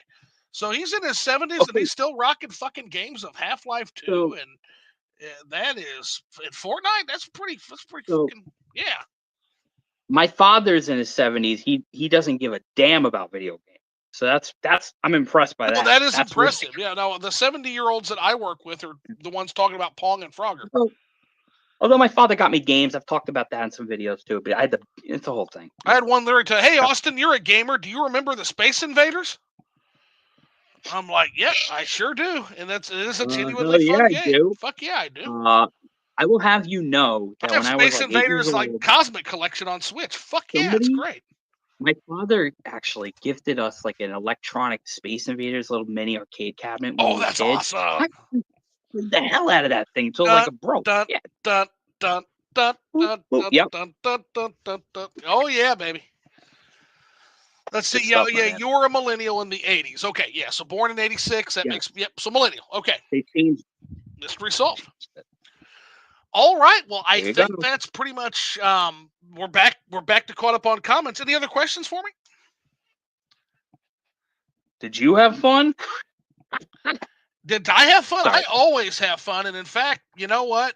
It's fun Oh, like you that are going to make it hard to end this show. I'll give you that much. listen, man. I'm Italian. I'll bring you back, dude. I'll drag Okay. you out. Well, I've always said, and Like this is kind of the I'll joke I told.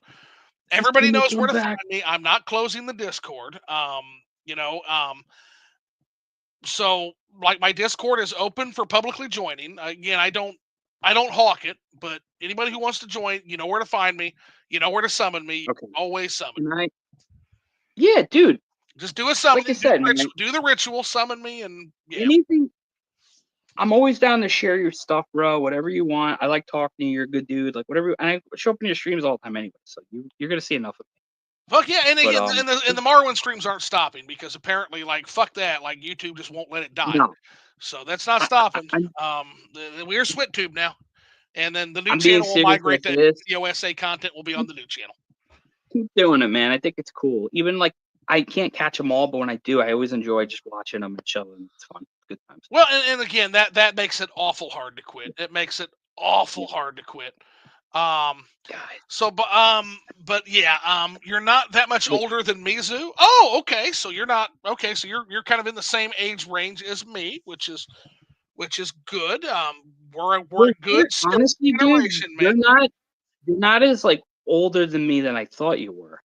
No, I often play an old fuddy duddy to the extent that people genuinely think I'm an old fuddy duddy.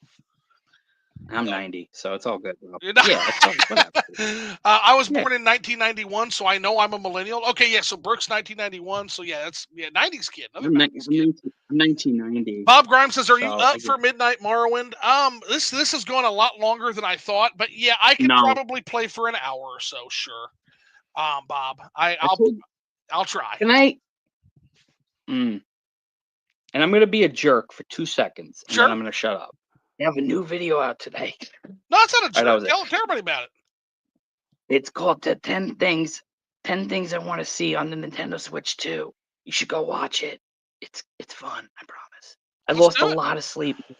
I lost so much sleep making it. I love you guys. All right, you heard it here first, guys. Go check that out. And I am going to ask one more question of the monster, and then we will let him go, and We'll play. I don't think we're going to play a whole 2 hours, but we will play maybe an hour tonight on Marwin, Midnight Marwin Club. But I got one last question for you, Monster. Monster, did you have fun? Guys, I'm doing a flip right now. I'm having so much fun. You can't see it. There we are. Orbology says 1990 here. Yeah, so about 4 years behind me. Yep. So Yeah, baby. the millennial generation. The 90 babies. 90s. Yeah, I just missed the 90s, but I grew up in the 90s, and the 90s was fabulous. Yeah. And then Austin Wright is 2000. Okay, so you came out. You are literally a millennial. Literally. You're yeah. Literally a millennial. So, all right, guys, we're gonna wrap up here. I'll go ahead and I'll talk to you a little bit in the after show, and then I guess I'll get prepped for some the mob demands at some Midnight Marwin Club. So, all right, take care, everybody. I love y'all. Thank you for the candid, amazing discussion as always through the power of the internet. Love y'all. Time to get the fuck out of here. Thank you, guys. Peace out. Thanks for stopping by. Bye.